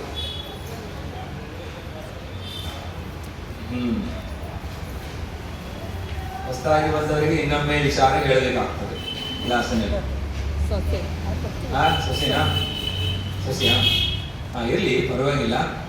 ಆದ್ರೆ ಚಿನವಾಣಿಯನ್ನ ನೆಲದ ಮೇಲೆ ಇಡಬಾರದು, ಮಕ್ಕಳ ಕೈಯಲ್ಲಿ ಕೊಡಬಾರದು. ಯಾರಿಗೆ ಅದರನ್ನ ಸರಿಯಾದ ಬಳಕೆ ಮಾಡುವಂತ ಜ್ಞಾನವಿರುವುದಿಲ್ಲ, ಅದನ್ನ ಅಭಿನಯವನ್ನ ಮಾಡ್ತಕ್ಕಂಥ ಅಂತವ್ರ ಕೈಲಿ ಕೊಟ್ರೆ ತಂದೆ ತಾಯಿಯವರಿಗೆ ಕೊಟ್ಟವರಿಗೆ ಪಾಪ ಆಗ್ತದೆ. 8 ವರ್ಷದ ತನಕ ಬಾಲಕ ಬಾಲಕಿಯರು ಒಂದು ವೇಳೆ ಅವರು ತಿಳಿಯದೆ ಏನಾದರೂ ಅಭಿನಯವನ್ನ ಮಾಡಿದರೆ, ದೇವಶಾಸ್ತ್ರ ಗುರುಗಳ ಅಭಿನಯವನ್ನ ಮಾಡಿದರೆ ಆ ಪಾಪವು ಪೋಷಕರಿಗೆ ಬರ್ತದೆ. ಯಾರಿಗೆ ಬರ್ತದ? ಅಲ್ಲಿಯ ತನಕ ಅವರಿಗೆ ಜ್ಞಾನ ಇರುವುದಿಲ್ಲ. ಆದ್ರೆ ಅವರಿಗೂ ಪಾಪವಾಗ್ತದೆ. ಪೂರ್ಣ ಇವರಿಗೆ ಪಾಪ ಅಂತಲ್ಲ, ಅವರಿಗೂ ಪಾಪ ಆಗ್ತದೆ. ಪಾಪ ಇಲ್ಲದೆ, ಪಾಪದ ಬಂಧವಾಗದೆ ಇರುವಂತಹ ಜೀವನೇ ಇಲ್ಲ ಸಂಸಾರದಲ್ಲಿ. ಸಂಸಾರದಲ್ಲಿ ಇರುವಂತಹ ಜೀವಿಗಳು, ಎಲ್ಲಾ ಜೀವಿಗಳು ಸಹ ಸಂಸಾರದಲ್ಲಿರುವ ತನಕ ಪಾಪದ ಬಂಧನವೂ ಆಗ್ತಾ ಇರ್ತದೆ, ನಿರ್ಜರಣವೂ ಆಗ್ತಾ ಇರ್ತದೆ ಎಲ್ಲಾ ಜೀವಿಗಳಿಗೆ. ಆದರೆ ವಿಶೇಷವಾಗಿ ಏನಾಗ್ತದೆ, ದೊಡ್ಡವರಿಗೆ ಇದರಲ್ಲಿ ಜಾಸ್ತಿ ಪಾಪದ ಬಂಧವಾಗ್ತದೆ. ಅದಕ್ಕೆ ಚಿಕ್ಕ ಮಕ್ಕಳ ಕೈಯಲ್ಲಿ ಕೊಡಬಾರದು, ನೆಲದ ಮೇಲೆ ಇಡಬಾರದು, ಬಗಲಲ್ಲಿ ಹಾಕಬಾರದು, ಮುರಿದು ಹಿಡಿಬಾರದು. ಜಿನವಾಣಿಯ ಮೇಲೆ ಮೊಬೈಲು, ಚಸ್ಮಾ ಅಥವಾ ಯಾವುದೇ ಇನ್ನಿತರ ಉಪಕರಣಗಳನ್ನ, ಡಬ್ಬ ಇರಬಹುದು, ಪೂಜ್ಯ ಡಬ್ಬ ಇರಬಹುದು, ಮಾಲ ಡಬ್ಬ ಇರಬಹುದು, ಅಥವಾ ಯಾವುದೇ ವಸ್ತುಗಳನ್ನ ಚಿನವಾಣಿಯ ಮೇಲೆ ಅಥವಾ ಚಿನವಾಣಿಯ ಮೇಲೆ ಚಿನವಾಣಿಯ ಸ್ಟ್ಯಾಂಡ್ ಅನ್ನು ಇಡಬಾರದು. ಏನು ಮಾಡಬಾರ್ದು? ಚಿನವಾಣಿಯ ಸ್ಟ್ಯಾಂಡಿನ ಮೇಲೆ ಚಿನವಾಣಿ ಇಡಬಹುದು, ಚಿನವಾಣಿಯ ಮೇಲೆ ಇಡಬಾರದು. ಇವೆಲ್ಲ ಬಹಳ ವಿವೇಕಪೂರ್ಣವಾದಂಥದ್ದು. ಇವೆಲ್ಲವೂ ಸಹ ವಿನಯವಿದೆ, ಶಾಸ್ತ್ರದ ವಿನಯ. ಯಾವ ವಿನಯ? ವಿನಯವೇ ಮೋಕ್ಷದ ಮೊದಲನೆಯ ಬಾಗಿಲು. ಧರ್ಮದ ವೃತ್ತಿಯ ಮೊದಲನೆಯ ಬಾಗಿಲು ಯಾವುದು? ವಿನಯ. ಯಾವುದಕ್ಕೆ ವಿನಯ ಮಾಡುವುದರಿಂದ ಧರ್ಮದ ವೃತ್ತಿಯಾಗ್ತದೆ, ಕರ್ಮದ ನಿರ್ಜರೆಯಾಗ್ತದೆ?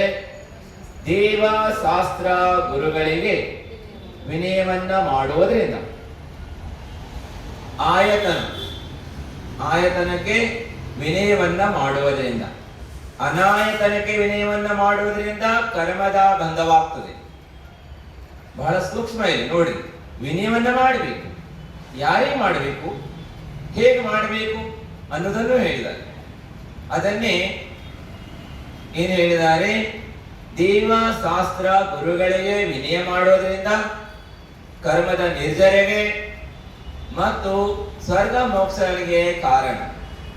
ಕುದೇವ ಕುಗುರು ಕುಶಾಸ್ತ್ರಗಳಿಗೆ ವಿನಯವನ್ನ ಮಾಡುವುದರಿಂದ, ಪ್ರಶಸ್ತಿಯನ್ನು ಮಾಡುವುದರಿಂದ ದುರ್ಗತಿಗೆ ಕಾರಣ.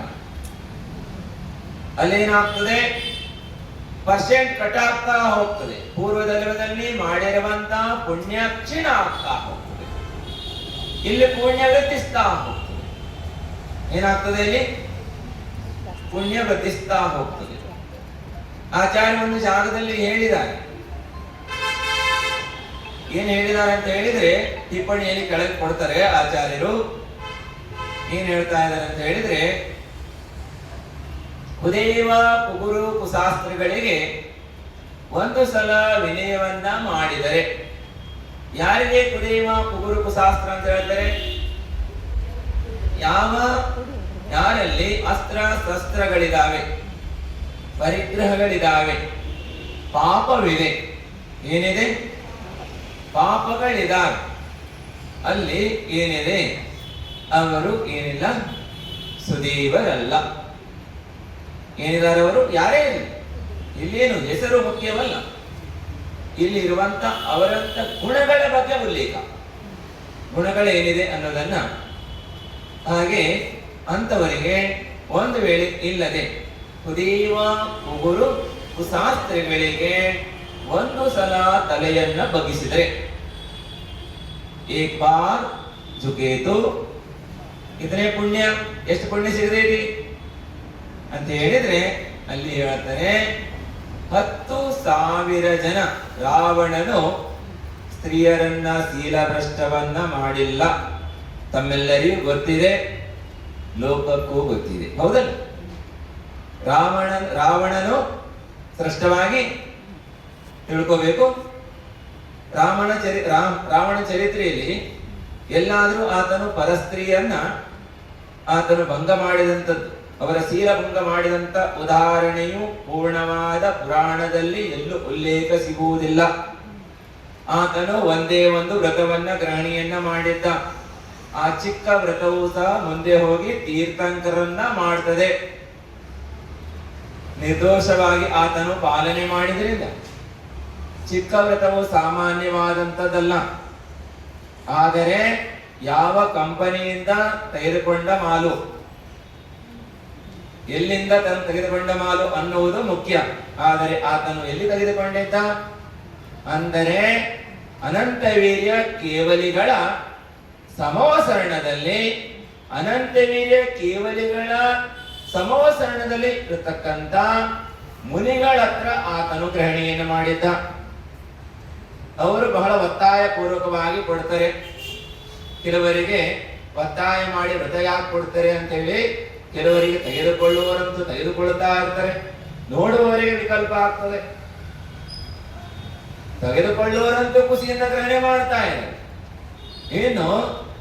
ಇನ್ನು ನೋಡ್ತಾ ಇರುವವರಿಗೆ ಎಷ್ಟು ವಿಕಲ್ಪ ಅಂದ್ರೆ ಮಹಾರಾಜರು ಯಾಕೆ ಅಷ್ಟು ಒತ್ತಾಯ ಪೂರ್ವಕ ವ್ರತವನ್ನು ಕೊಡ್ತಾ ಇದ್ದಾರೆ ತಿಳ್ಕೋಬೇಕು. ಯಾರಿಗಾದ್ರೂ ಮಹಾವ್ರತಿಗಳು ಒತ್ತಾಯವನ್ನ ಮಾಡಿ ವ್ರತವನ್ನ ಕೊಡ್ತಾ ಇದ್ರೆ ಅಂದ್ರೆ ನಿಶ್ಚಿತವಾಗಿ ಆ ಜೀವ ಭವ್ಯ ಜೀವವಿದೆ.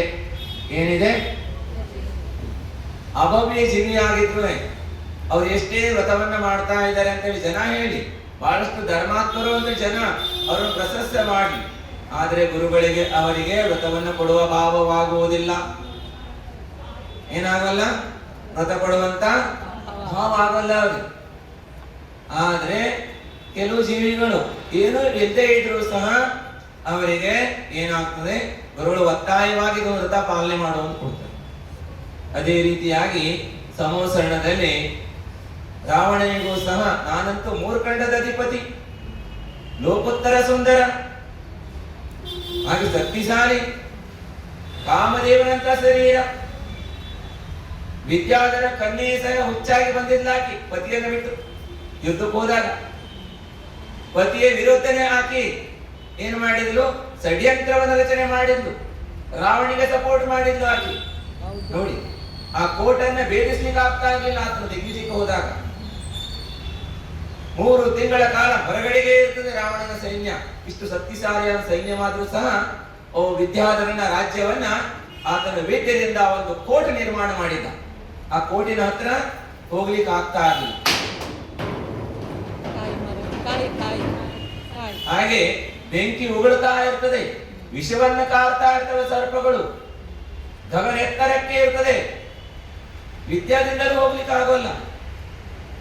ಆದ್ರೆ ಚಿಂತೆಗೆ ಒಳಗಾದಾಗ ಆಕಿ ಬಂದು, ನೀನು ನನ್ನೊಂದಿಗೆ ಒಂದು ದಿನವಾದ್ರೂ ನೀನು ಭೋಗವನ್ನ ಅಂದ್ರೆ ಸಂಬಂಧ ಮಾಡಿದಂತೆ ಮಾಡ್ತೀನಿ ಅಂತ ಹೇಳಿ ವಚನವನ್ನು ಕೊಟ್ರೆ ನಾನು ಪತಿಯನ್ನು ಯಾವ ರೀತಿಯಾಗಿ ನಾಶವನ್ನ ಮಾಡುವಂಥದ್ದು, ಕೋಟೆಯೊಳಗೆ ಪ್ರವೇಶ ಮಾಡುವಂತ ಮಾತನ್ನು ಹೇಳ್ತೀನಿ ಅಂತ ಹೇಳ್ತಾರೆ.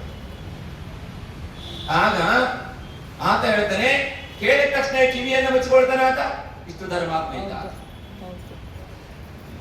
ಇಂಥ ಅವಾಚ್ಯ ಶಬ್ದಗಳಿಂದ ಕೇಳಲಿಕ್ಕಾಗಲ್ಲ ನನ್ನ ಕಿವಿಯಲ್ಲಿಲ್ಲ. ಪರನಾರಿಯನ್ನ ಬಯಸುವುದು ದುರ್ಗತಿ ಕಾರಣವಾದಂಥದ್ದಿದೆ.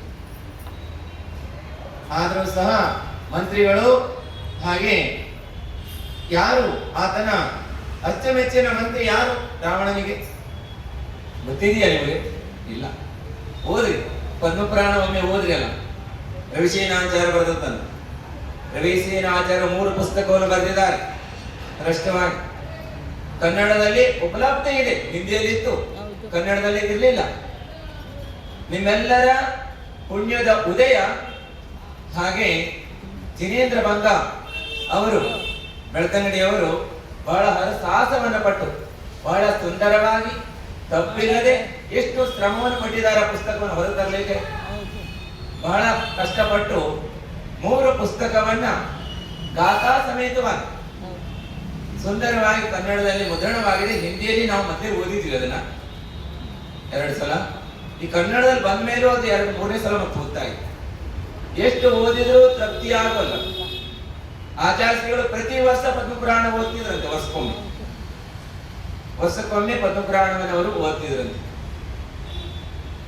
ಹಾಗೆ ಅದರಲ್ಲಿ ಉಲ್ಲೇಖವನ್ನ ಮಾಡಿದ್ದಾರೆ. ಆತನ ಬಹಳ ಪ್ರಾಣ ಆದಂತ ಮಂತ್ರಿನೂ ಹೌದು, ತಮ್ಮನೂ ಹೌದು. ಯಾರು? ವಿಭೀಷಣ. ಆ? ವಿಭೀಷಣ. ವಿಭೀಷಣ ಬಂದು ಸಲಹೆಯನ್ನು ಕೊಡ್ತಾನೆ. ಹೌದು. ಸೂಕ್ತವಾದ ಸಮಯ, ದುಡುಕಬಾರದು, ಕಾರ್ಯ ಮಾಡಬೇಕು. ಮೊದಲು ಏನು ಮಾಡ್ಬೇಕು ಹೇಳಿ? ಕಾರ್ಯವನ್ನ ಮಾಡಬೇಕು. ಆಕೆಗೆ ಪ್ರಿಯವಾದ ಮಾತುಗಳನ್ನಾಡಿ ಸ್ವಲ್ಪ ವಿಶ್ರಾಂತಿಯಲ್ಲಿ ಇರ್ಲಿಕ್ಕೆ ಹೇಳಿ ಅಂತ ಹೇಳ್ತಾರೆ. ಆಕೆ ವಿಶ್ರಾಂತಿಯಲ್ಲಿ ಇರ್ಲಿಕ್ಕೆ ಹೇಳ್ತಾರೆ. ಆಕೆ ನೋಡ್ರಿ ಗುಪ್ತವಾಗಿ ತನ್ನ ಸಖಿಯೊಂದಿಗೆ ಇಬ್ಬರೇ ಬಂದಿರ್ತಾರೆ, ಯಾರಿಗೂ ಗೊತ್ತಿರೋಲ್ಲ. ತನ್ನ ರಾಜ್ಯದಿಂದ ಹೊರಗೆ ಆಕೆ ನೋಡಿ ಯಾವ ರೀತಿ ಆತನ ಮೋಹಿತಲಾಗಿದ್ರು. ಆಕೆ ಪೂರ್ವದಲ್ಲಿ ಮದುವೆ ಆಗಬೇಕು ಇಷ್ಟಪಡ್ತಾ ಇದ್ರು ರಾವಣನ. ಆದ್ರೆ ರಾವಣ ಮದುವೆ ಆಗ್ಲಿಕ್ಕೆ ಆಗ್ಲಿಲ್ಲ. ಆ ವಿದ್ಯಾಧರ ರಾಜನೊಟ್ಟಿಗೆ ಮದುವೆ ಆಗ್ತಿದ್ದಾರೆ. ಆದ್ರೂ ಸಹ ರಾವಣನೊಂದಿಗಿರ್ತಕ್ಕಂಥ ಆಕೆಗೆ ಏನು ಭಾವನಾ ಕಡಿಮೆ ಆಗಲಿಲ್ಲ. ಆಗ ರೂಮಲ್ಲಿದ್ದಾಗ ಮಂತ್ರಿಗಳೆಲ್ಲ ಕುತ್ಕೊಂಡು ಚರ್ಚೆ ಮಾಡ್ತಾರೆ. ವಿಭೀಷಣ ಗುಪ್ತವಾಗಿ ಅಣ್ಣನಿಗೆ ಕರೆದು ಹೇಳ್ತಾನೆ, ಒಳಗೆ ಪ್ರವೇಶ ಮಾಡುವಂತ ಮಾರ್ಗವನ್ನು ಮೊದಲು ತಿಳ್ಕೊಳ್ಳೋದು. ಆಮೇಲೆ ಆಕೆ ರಾಜ್ಯವನ್ನು ಆಕೆಗೆ ಒಪ್ಪಿಸಿದ್ರಾಯ್ತು. ಮತ್ತು ಆಕೆಗೆ ಹೇಳ್ರಿ ಕೋಟವನ್ನು ಒಳಗೆ ಪ್ರವೇಶ ಮಾಡುವಂತ ಮಂತ್ರವನ್ನು ಹೇಳ್ರಿ, ಉಪಾಯವನ್ನ ಹೇಳ್ರಿ. ಆಮೇಲೆ ನಿಮ್ಮೊಂದಿಗೆ ಸಂಬಂಧನಾದ್ರೆ ಕಡೆಗೆ ರಾಜ ಆದವನು ಸುಳ್ಳು ಹೇಳಕ್ ಬರ್ತದೆ. ಮಹಾವ್ರತಿಗಳು ಅಲ್ಲ ನೀವು. ಏನಲ್ಲ ನೀವು? ಒಂದು ಸಣ್ಣ ಸುಳ್ಳು ಹೇಳುವುದರಿಂದ ದೊಡ್ಡ ಪಾಪನೂ ಅಲ್ಲ ಇದು ಅಂತ ಹೇಳಿ ವಿಭೀಷಣ ಹೇಳಿದಾಗ ಆಕೆಯನ್ನು ಕರೆದು ಹೇಳ್ತಾನೆ. ಆಕೆ ಅಂತಳು ಒಳಗೆ ಪ್ರವೇಶ ಮಾಡುವಂಥದ್ದು ಹೇಳ್ತಾಳೆ. ಮತ್ತು ತಕ್ಷಣದಲ್ಲಿ ಆತನೊಂದಿಗೆ ಸಂಬಂಧಕ್ಕಾಗಿ ಆಕೆ ಹಾತುರಿತಾ ಇರ್ತಾಳೆ. ಆತ ಹೇಳ್ತಾನೆ, ಅವಸರ ಮಾಡಬಾರದು. ಇಲ್ಲೆಲ್ಲಿ ಏನು ಸುಖ ಇದೆ ಕಾಡಿನಲ್ಲಿ? ರಾಜ್ಯದ ಒಳಗಡೆ ರಾಜಮಹಲ್ನಲ್ಲೇ ನಿನ್ನೊಂದಿಗೆ ಸಂಬಂಧವನ್ನು ಮಾಡ್ತೀನಿ. ಆದ್ರೆ ಮೊದಲು ಒಳಗೆ ಹೋಗಿ ಪ್ರವೇಶವನ್ನು ಮಾಡುವಂತ ಮಂತ್ರವನ್ನು ಹೇಳು ಅಂತ ಹೇಳ್ತಾಳೆ. ನೋಡ್ರಿ, ಸ್ತ್ರೀಯರು ಏನಾಗ್ತಾಳೆ, ಎಲ್ಲವನ್ನ ಬಿಟ್ಟು ಪತಿಯ ವಿರುದ್ಧವಾಗಿ ಸಹ ಮಂತ್ರವನ್ನ ಕೋಟನ್ನ ಛೇದಿಸಿ ಒಳಗೆ ಹೋಗುವಂತ ಮಂತ್ರವನ್ನ ಆಕೆ ಹೇಳ್ತಾಳೆ. ತಕ್ಷಣ ರಾವಣ ಏನ್ ಮಾಡ್ತಾನೆ, ಆಕೆಗೆ ಶಿಬಿರದಲ್ಲೇ ಇರು ಅಂತ ಹೇಳಿ ಎತ್ಕೊಂಡು ಬರ್ತೇನೆ, ಆಮೇಲೆ ನಿನ್ನೊಂದಿಗೆ ಮದುವೆ ಆಗ್ತೇನೆ ಅಂತ ಹೇಳ್ತಾನೆ. ಅದ್ರ ಒಳಗಡೆ ಹೋಗಿ ಮಂತ್ರ ಪ್ರವೇಶವನ್ನ ಮಾಡಿ ಕೋಟನ್ನೆಲ್ಲವನ್ನು ಸಹ ದೂರ ಸರಿಸಿ ಒಳಗೆ ಹೋಗಿ ಯುದ್ಧವನ್ನ ಮಾಡಿ ರಾಜನ ಸೆರೆ ಹಿಡಿದು ತಕೊಂಡು ಬರ್ತಾನೆ. ಸೆರೆ ಹಿಡಿದು ತಂದು ಕೊನೆಗೆ ಏನ್ ಮಾಡ್ತಾನೆ ಆತ, ಅವರಿಬ್ಬರಿಗೂ ಪುನಃ ವಿವಾಹ ಮಾಡಿ ಕಳಿಸ್ತಾನೆ. ಆದ್ರೆ ಆತನಿಗೆ ವಿದ್ಯಾರ್ಥಿಗೆ ಗೊತ್ತಾಗೋಲ್ಲ, ತನ್ನ ಪತ್ನಿ ಮಾಡಿದ್ದು ಅನ್ನೋದು ಗೊತ್ತಾಗೋಲ್ಲ.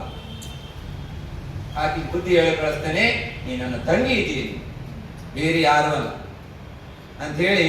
ಅಂತ ರಾವಣ ಹಾಗೆ ಆತ ವಿಚಾರ ಮಾಡ್ತಾನೆ, ನನ್ನನ್ನ ಮೋಹಿತರಾಗಿ ಬರ್ತಿದ್ರು ಯಾರಿದ್ದಾರೆ?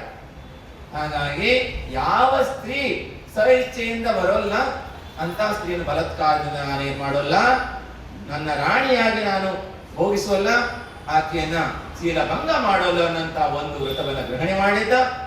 ಆದ್ರೆ ಅಂತಿಮ ಸಮಯ ತನಕ ಆತ ಏನ್ ಮಾಡ್ತಾ ಇದ್ದ, ಪಾಲನೆಯನ್ನು ಮಾಡ್ತಾ. ಇದು ಒಂದೇ ವ್ರತ. ಆತನ ಮುಂದೆ ಹೋಗಿ ತೀರ್ಥಂಕರ ಪ್ರಕೃತಿಯನ್ನ ಭಂಗ ಮಾಡುವಂತದ್ದಿದೆ. ತೀರ್ಥಂಕರ ಆಗುವಿದ್ದಾರೆ.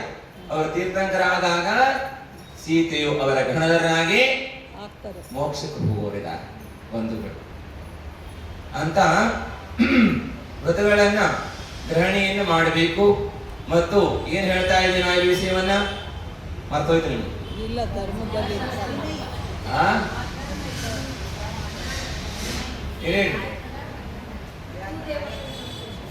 ಕುದೇವ ನೆನಪಿದೆಯೋ ಇಲ್ಲೋ ನೋಡೋಣ ನೋಡಿ. ಇಲ್ಲೇ ಇದ್ದೀರಿ, ಎಲ್ಲಿ ಹೇಳ್ರಿ? ಮೊದಲ ಪ್ರಶ್ನೆ ಕೇಳ್ತೀವಿ, ಕ್ಲಾಸ್ ಇದು ಪ್ರವಚನ ಅಲ್ಲ, ಲಕ್ಷ ಇಟ್ಕೊಡ್ರಿ. ನಾವ್ ಎಲ್ಲಿಂದ ಬೇಕಾದ್ರೆ ಎಲ್ಲಿ ವಾಪಸ್ ಹಿಂದೆ ಉಲ್ಟಾ ತಿರ್ಗಾ ಕೇಳಿದ್ರು ಕೇಳಬಹುದು. ಯಾಕೆಂದ್ರೆ ನೀವು ಇಲ್ಲಿದ್ದೀರ ನೋಡ್ಬೇಕಲ್ಲ. ಸೋರೆ ಜಾಗ್ರೆ ಅಂದ್ರೆ ಎಚ್ಚರ, ನಿದ್ದೆ ಮಾಡ್ತಿದ್ದೀರೋ, ಎಚ್ಚರ ಇದ್ದೀರೋ, ನಿದ್ದೆ ಬರ್ತದ? ನಿದ್ದೆ ಬರ್ತದೇನ್ರಿ? ಇಲ್ಲ. ಹಾ ಬಂದ್ರೆ ಮಲ್ಕೊಂಡ್ರಿ, ನಾವು ನೋಡ್ತೀವಿ, ಏನ್ ಭಯಂಗಿಲ್ಲ ನಿಮಗೆ.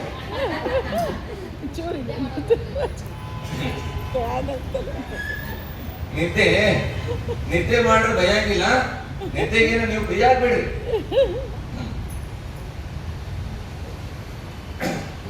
ನಿದ್ದೆ ಮಾಡೋಕೆ ಅವಕಾಶ ಇದೆ ಅಂತ ಹೇಳಿ ನೀವು ವಿಚಾರ ಮಾಡಿದ್ರೆ ನಿದ್ದೆನೇ ಬರಂಗಿಲ್ಲ. ನಿದ್ದೆ ಹಾಕಿ ಕಳೆದಿದ್ದು ನೋಡ್ರಿ, ಅದ ನಿದ್ದೆ ಬರ್ತಾ ಮಲ್ಕೊಡ್ರಿ, ಬರಂಗಿಲ್ಲ ನಿಂತದ, ಕುತ್ಕೊಂಡ್ರೆ ಬರ್ತಿತ್ತದ. ಕುತ್ಕೊಂಡ್ರೆ ನಿದ್ದೆ ಬರ್ತಿದ್ದಿ, ಅದೇ ನೀವು ಮಲ್ಕೊಂಡ್ರೆ ನಿಮ್ಗ ನಿದ್ದೆ ಬರಲ್ಲ, ನಿದ್ದೆ ಬರಂಗಿಲ್ಲ ನಿಮ್ಗೆ. ಹಾಗೆ ಇಲ್ಲೂ ಏನ್ ಮಾಡ್ರಿ, ನಿದ್ದೆ ಮಾಡಕ್ ಮುಕ್ತ ಅವಕಾಶ ಇದೆ ಮಹಾರಾಜರ ಸಾನ್ನಿಧ್ಯಗೆ. ಇಲ್ಲಿ ಯಾವುದೇ ರೀತಿ ಪಾಬಂದಿ ಇಲ್ಲ ನಮಗೆ ಅನ್ನೋದನ್ನ ಮೆಂಟ್ ಸೆಟ್ ಮಾಡ್ಕೊಡ್ರಿ, ತಲೆಯೊಳಗೆ ಸೆಟ್ ಮಾಡ್ಕೊಡ್ರಿ. ಏನ್ ಮಾಡ್ಕೊಡ್ರಿ, ನಿದ್ದೆ ನಿಮ್ ಕಡೆ ಬರಂಗೇ ಇಲ್ಲ. ರಾವಣ ರಥವನ್ನು ತೆಗೆದುಕೊಂಡಿದ್ದ, ಆದ್ರೆ ಎಷ್ಟು ಪಾಪ ಅಂತ ಹೇಳಿದ್ರೆ ಆತ ರಥ ತಗೊಂಡಿದ್ದ ಏನ್ ಹೇಳ್ರಿ, ಪರಸ್ತ್ರೀಯನ್ನ ನಾನು ಬಲಾತ್ಕಾರದಿಂದ ಭೋಗಿಸುವುದಿಲ್ಲ ಎಂದು ಆತನು ಜೀವನ ಕಾಲದಲ್ಲಿ ಎಂದೂ ಸಹ ಆತನು ಪರಸ್ತ್ರೀಯನ್ನ ಭೋಗಿಸಲಿಲ್ಲ. ಕೊನೆಗೆ ಪ್ರಾಣವನ್ನು ಬಿಟ್ಟ ಆತ. ಅದರಲ್ಲಿ ಒಂದೇ ವ್ರತ ಬಹಳ ಶ್ರೇಷ್ಠವಾಗಿ ಆತನಿಗೆ ತೀರ್ಥಂಗ ಪ್ರಕೃತಿ ಬಂಧ ಮಾಡ್ತು. ಆದರೆ ಆಚಾರ್ಯ ಏನ್ ಹೇಳ್ತಾರೆ ಅಂತ ಹೇಳಿದ್ರೆ, ಒಂದು ಸಲ ಕುದೀವ ಕುಗುರು ಕುಶಾಸ್ತ್ರಗಳಿಗೆ ವಿನಯ ಮಾಡ್ಬೇಕಂದ್ರೆ ಮಹಾರಾಜರೇ ಅಂತ ಹೇಳ್ತಾ ಎಲ್ಲ ತಗೊಂಡೋಗಿ ವಿನಯ ಮಾಡಾಕತ್ತೆ. ಮತ್ತ ರಿಯಲ್ಲಿದ್ದ ನಾರಿಯಲ್ಲ, ತೆಂಗಿನಕಾಯಿ ಎಲ್ಲ ಹೊಡಿಯಾಕ ಏನ್ ಹೇಳ್ರಿ, ಎಲ್ಲಿ ತಗೊಂಡೋಗ ಒಂದು ಹಣ್ಣುಕಾಯಿ ಕೊಟ್ಕೊಂಡು ಬರೋನು, ಹಣ್ಣು ಕಾಯಿ ಕೊಡೋಕಿದ್ದು ತೆಂಗಿನಕಾಯಿ ಅಲ್ಲ. ಏನ್ ಹೇಳ್ರಿ, ಒರಿಜಿನಲ್ ನಾರಿಯಲ್ಲಿದ. ಏನ್ ಹೇಳ್ರಿ, ಒರಿಜಿನಲ್ ರಿಯಲ್ ಒರಿಜಿನಲ್ ರಿಯಲ್ ಎರಡು ಒಂದಲ್ಲ, ಎರಡು ಶಬ್ದ ಬೇರೆ ನೋಡ್ತೀವಿ. ಮತ್ತೆ ನಮಗೆ ಒಂದ್ಸಲ ಪ್ರಾಕ್ಟೀಸ್ ಮಾಡ್ತೀರಿ ನೀವು.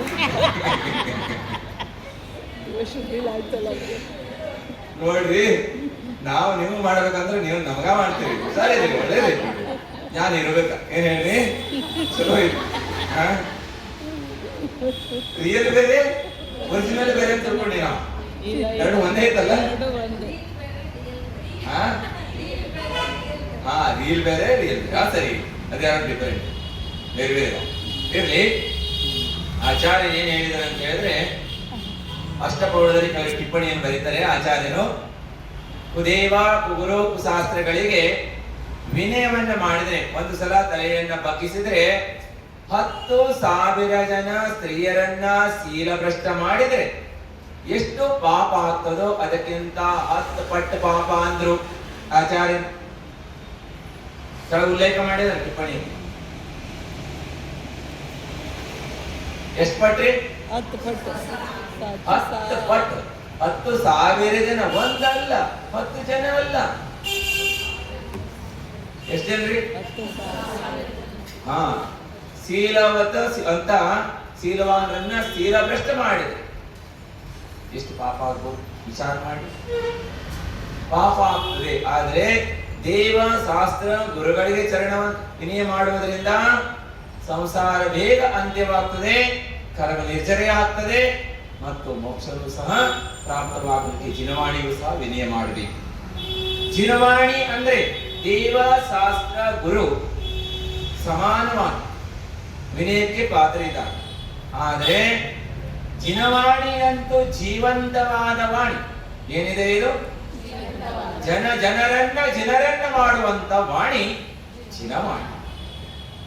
ಜೀವಂತವಾದಂಥದ್ದು ಅಂದ್ರೆ ನಮ್ಮನ್ನ ಎಚ್ಚರ ಮಾಡೋರು ಯಾರಿದ್ದಾರೆ?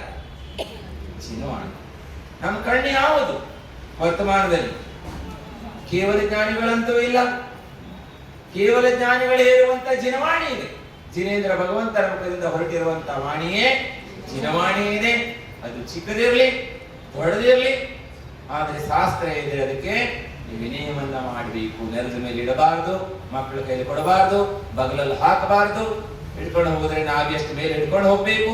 ಕಾಲ್ ಮೇಲೆ ಸೀದಾ ಇಟ್ಕೊಳ್ಬಾರ್ದು. ಕೆಳಗಡೆ ಕೈ ಇಟ್ಕೊಂಡೆ ಏನ್ ಮಾಡಬೇಕು, ಇಟ್ಕೋಬೇಕಾದ್ರೆ. ಇದರ ಮೇಲೆ ಶಾಸ್ತ್ರವನ್ನ ಇಡುವಂತ ಟೇಬಲ್ ಮೇಲೆ ಇಡಬೇಕು. ಶಾಸ್ತ್ರ ಇಡೋದ್ರ ಮೇಲೆ ಕೂತ್ಕೊಳ್ಬಾರ್ದು, ಕಾಲಿಡಬಾರ್ದು, ಊಟ ತಿಂಡಿಗಳನ್ನು ಮಾಡಬಾರ್ದು. ಮನೆಯಲ್ಲೂ ಸಹ ಬಟ್ಟೆ ಇತರ ವಸ್ತುಗಳ ಒಟ್ಟಿಗೆ ಜಿನವಾಣಿಯನ್ನು ಇಡಬಾರ್ದು. ಬಹಳಷ್ಟು ಜಿನವಾಣಿಯನ್ನ ಓದ್ತಾ ಇದ್ವಿ, ತಿಳ್ಕೊಂತಾ ಇದ್ವಿ, ಆದ್ರೆ ನಮಗೆ ಯಾಕೆ ಜ್ಞಾನದ ಯಾಕೆ ವೃದ್ಧಿ ಆಗ್ತಾ ಇಲ್ಲ? ವಿನಯವನ್ನ ಪೂರ್ಣವಾಗಿ ನಾವು ಮಾಡ್ತಾ ಇಲ್ಲ. ಯಾಕೆ ಹೇಳ್ರಿ? ಜಿನವಾಣಿಗೆ ವಿನಯದ ಮಾಡ್ತಾ ಇಲ್ಲ. ಅದು ಸಹ ಈ ಭಾಗದಲ್ಲಂತೂ ಶಾಸ್ತ್ರವನ್ನು ಹಂಚುವಂತ ಪರಂಪರೆ ಬಹಳ ಇದೆ.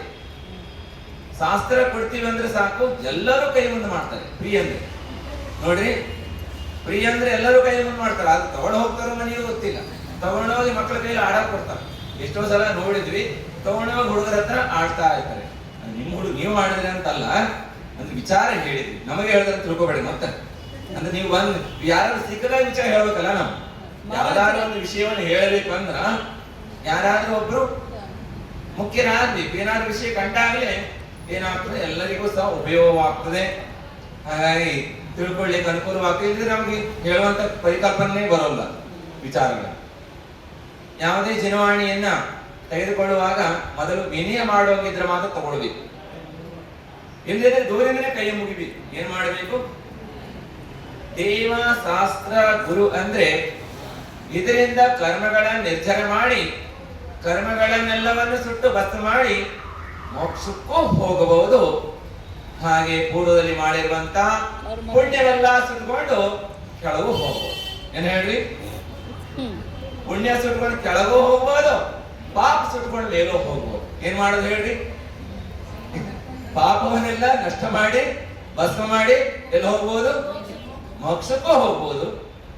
ಪುಣ್ಯವನ್ನೆಲ್ಲ ನಷ್ಟ ಮಾಡಿಕೊಂಡು ನರಕಕ್ಕೂ ಹೋಗ್ಬೋದು. ಚಕ್ರವರ್ತಿ ಎಲ್ಲಿ ಹೋದಂದ್ರಿ?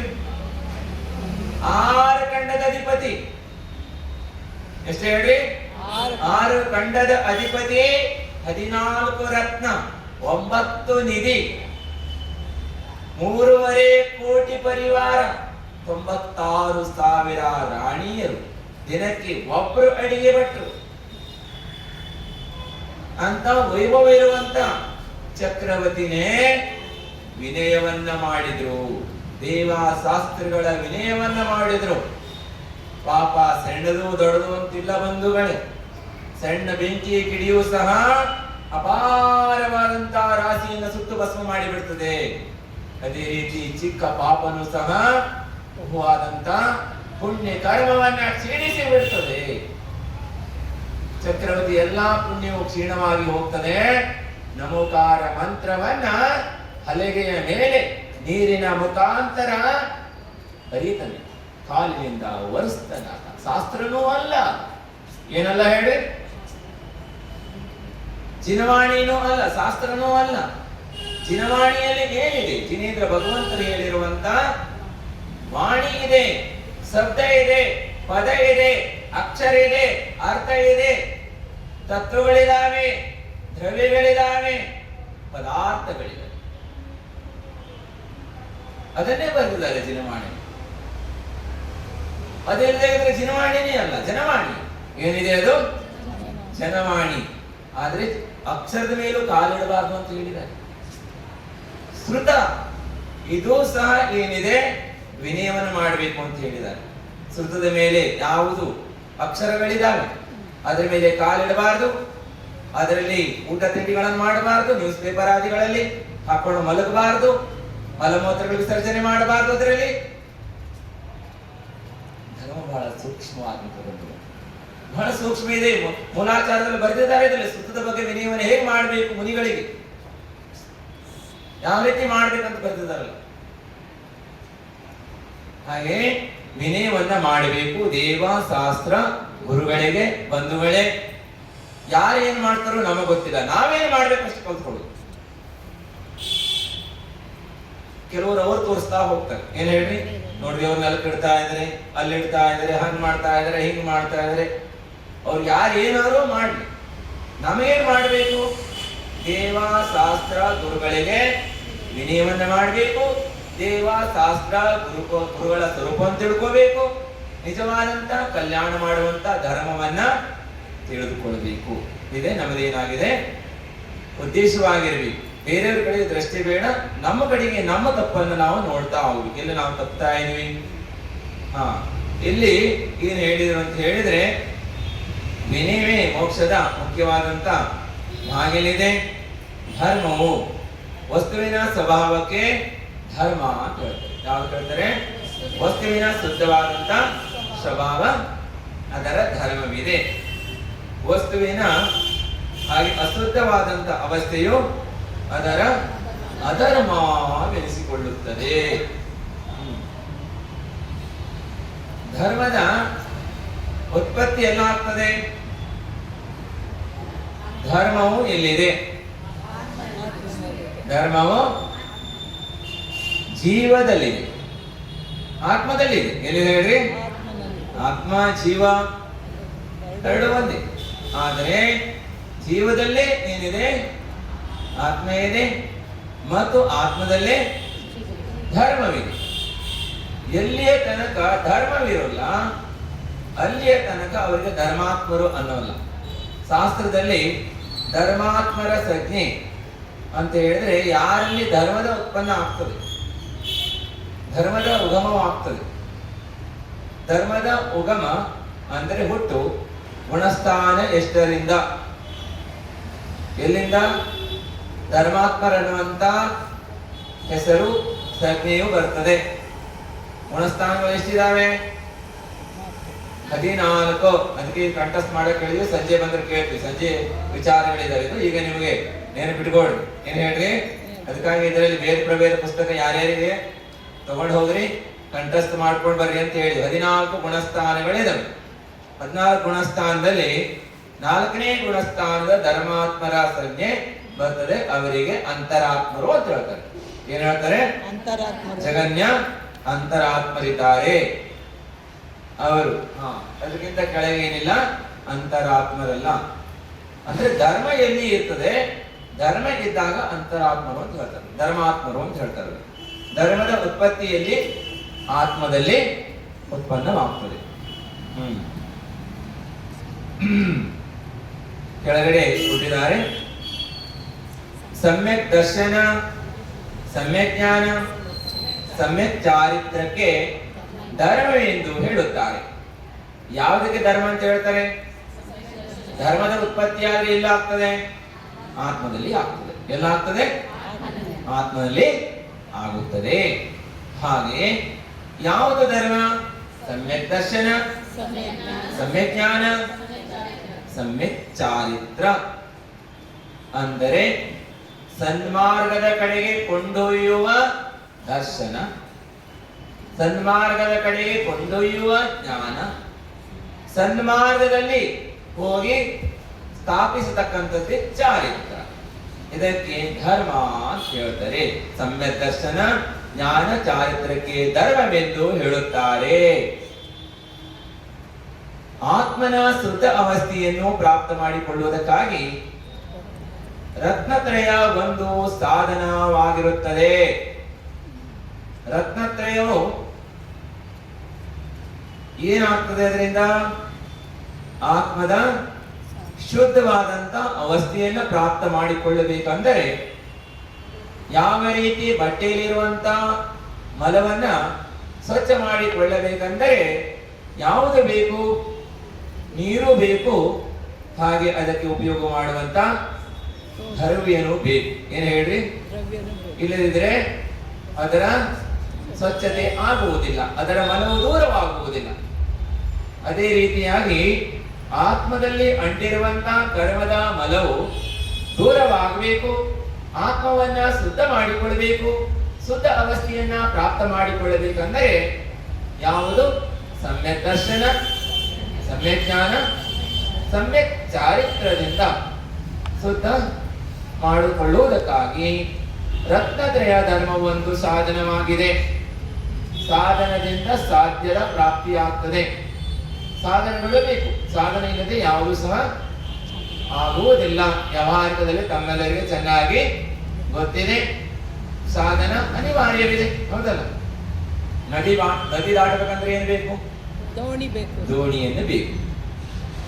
ಅದೇ ರೀತಿಯಾಗಿ ಆತ್ಮನ ಶುದ್ಧಿ ಮಾಡಿಕೊಳ್ಬೇಕಂತ ಹೇಳಿದ್ರೆ ಏನ್ ಬೇಕು? ಸಾಧನ ಬೇಕು. ಅದು ಯಾವ ಸಾಧನ? ಸಮ್ಯಕ್ ದರ್ಶನ, ಸಮ್ಯಕ್ ಜ್ಞಾನ, ಸಮ್ಯಕ್ ಚಾರಿತ್ರ್ಯ ಎನ್ನುವಂತ ಸಾಧನಗಳು. ಇನ್ನು ಸಾಧನ, ಇದನ್ನು ಮೋಕ್ಷ ಮಾರ್ಗ ಎನ್ನುತ್ತಾರೆ. ಮತ್ತು ಈ ಸಾಧನದಿಂದ ಪ್ರಾಪ್ತವಾಗುವಂತ ಆತ್ಮಶುದ್ಧ ಅವಸ್ಥೆಗೆ ಮೋಕ್ಷ ಎಂದು ಹೇಳುತ್ತಾರೆ. ಸಾಧನದಿಂದ ಇವೆ ಮೂರರ ಪ್ರಾಪ್ತಿಯನ್ನ ಮಾಡಿಕೊಳ್ಳುವುದು ಮೋಕ್ಷವಲ್ಲ, ಮೋಕ್ಷದ ಮಾರ್ಗ. ಏನಿದೆ ಇದು? ಮೋಕ್ಷ ಮಾರ್ಗವಿದೆ, ಮೋಕ್ಷವಲ್ಲ. ಸಮ್ಯಕ್ ದರ್ಶನ, ಸಮ್ಯಕ್ ಜ್ಞಾನ, ಸಮ್ಯಕ್ ಚಾರಿತ್ರವು ಮೋಕ್ಷವಲ್ಲ. ಏನಲ್ಲ ಇದು? ಮೋಕ್ಷವಲ್ಲ, ಮೋಕ್ಷದ ಮಾರ್ಗವಿದೆ. ತತ್ವಸೂತ್ರದಲ್ಲಿ ಏನ್ ಹೇಳಿದ್ರು? ಹೇಳ್ರಿ. ಸಮ್ಯಕ್ ದರ್ಶನ, ಜ್ಞಾನ, ಚಾರಿತ್ರಾಣಿ ಮೋಕ್ಷ ಮಾರ್ಗ. ಮೋಕ್ಷ ಮಾರ್ಗ ಹೇಳಿದ್ರಿ ಇಲ್ಲೋ? ಅದೇ ಮೂರು ಏನಿದೆ? ಮೋಕ್ಷದ ಮಾರ್ಗವಿದೆ.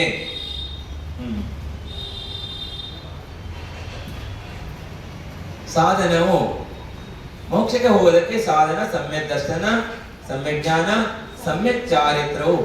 ಹಾಗೆ ಸಾಧನದಿಂದ ಪ್ರಾಪ್ತವಾಗುವಂತ ಆತ್ಮದ ಶುದ್ಧವಾದಂತ ಅವಸ್ಥೆ. ಈ ಸಾಧನದಿಂದ ಆತ್ಮವು ಪರಿಶುದ್ಧವಾಗ್ತದೆ, ಕರ್ಮ ಮಲದಿಂದ ರಹಿತರಾಗ್ತಾರೆ, ಶುದ್ಧವಾದಂತ ತನ್ನ ಅವಸ್ಥೆಯನ್ನ ಪ್ರಾಪ್ತ ಮಾಡಿಕೊಳ್ಳುತ್ತಾರೆ. ಮಾಡಿಕೊಂಡಾಗ ಯಾವುದು ಶುದ್ಧವಾದ ಅವಸ್ಥೆಯೇ ಮೋಕ್ಷ. ಯಾವ್ದು ಹೇಳ್ರಿ? ಅವಸ್ಥೆಯು ಮೋಕ್ಷವಾಗಿದೆ. ಇವತ್ತು ಇವ್ರ ಮ್ಯಾಲ ಕೂತು ಸರಿ ಇದೆ, ನಮ್ಗೆ ಹೇಳ್ತಾ ಕೂತ್ಕೊಂತೀರ. ಹೌದಾ? ಇಲ್ಲ, ಇಲ್ಲಿ ಮ್ಯಾಲೆ ಕೂತು ಸರಿ.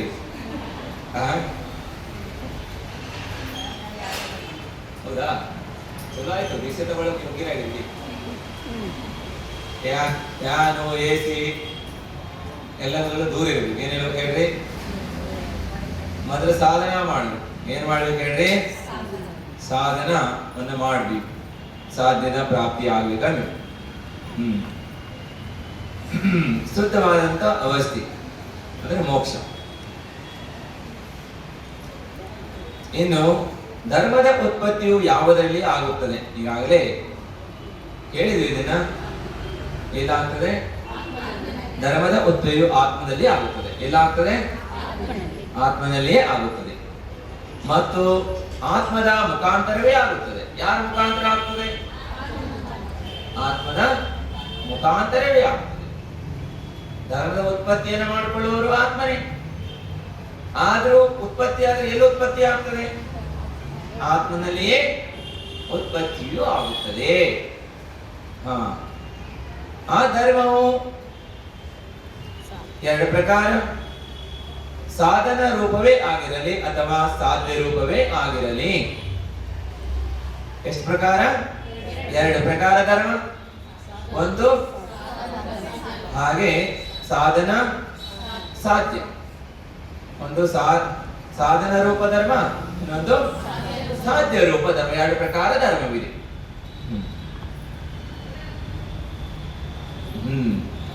ಆಗಿರಲಿ, ಇವೆರಡು ಧರ್ಮವೆಂದೇ ಹೇಳುತ್ತಾರೆ.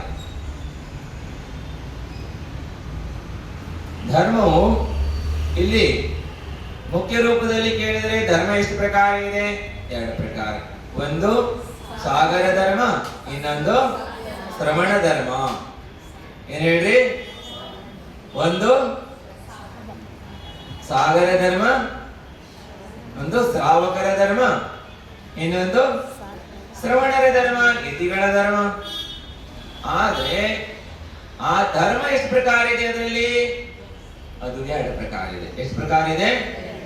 ಎರಡು ಪ್ರಕಾರ ಇದೆ. ಸಾಧನ ಮತ್ತು ಸಾಧ್ಯ. ಆಗಿರಲಿ, ಇವೆರಡಕ್ಕೂ ಕೂಡ ಅಂದರೆ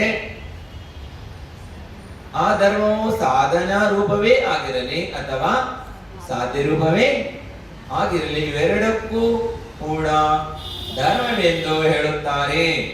ಇವೆರಡಕ್ಕೂ ಆಧಾರ ಪಂಚ ಪರಮೇಷ್ಠಿಗಳೇ. ಇವೆರಡಕ್ಕೆ ಆಧಾರ ಯಾವುದು? ಪಂಚ ಪರಮೇಷ್ಠಿಗಳು. ಪಂಚಪರಮೇಷ್ಠಿಗಳು ಯಾರು ಯಾರಿದ್ದಾರೆ ಅನ್ನೋದನ್ನ ಮುಂದೆ ತಿಳ್ಕೊಳ್ಳೋಣ. ನಿಮಗಂತೂ ಗೊತ್ತಿದೆ ಪಂಚಪರಮೇಷ್ಠಿಗಳು ಯಾರು ಅನ್ನೋದನ್ನ. ಹಾಗೆ ಮುಂದೆ ಅದ್ರ ಭಾಗವಾಗಿ ಇಲ್ಲಿ ಬಂದಂತ ವಿಷಯಗಳೆಲ್ಲವೂ ಮುಂದೆ ವಿಸ್ತಾರವಾಗಿ ಏನಾಗ್ತದೆ ಹೇಳ್ತಾ ಹೋಗ್ತಾರೆ. ಪಂಚಪರಮೇಷ್ಠಿಗಳೇ ಆಗಿದ್ದಾರೆ ಯಾರು?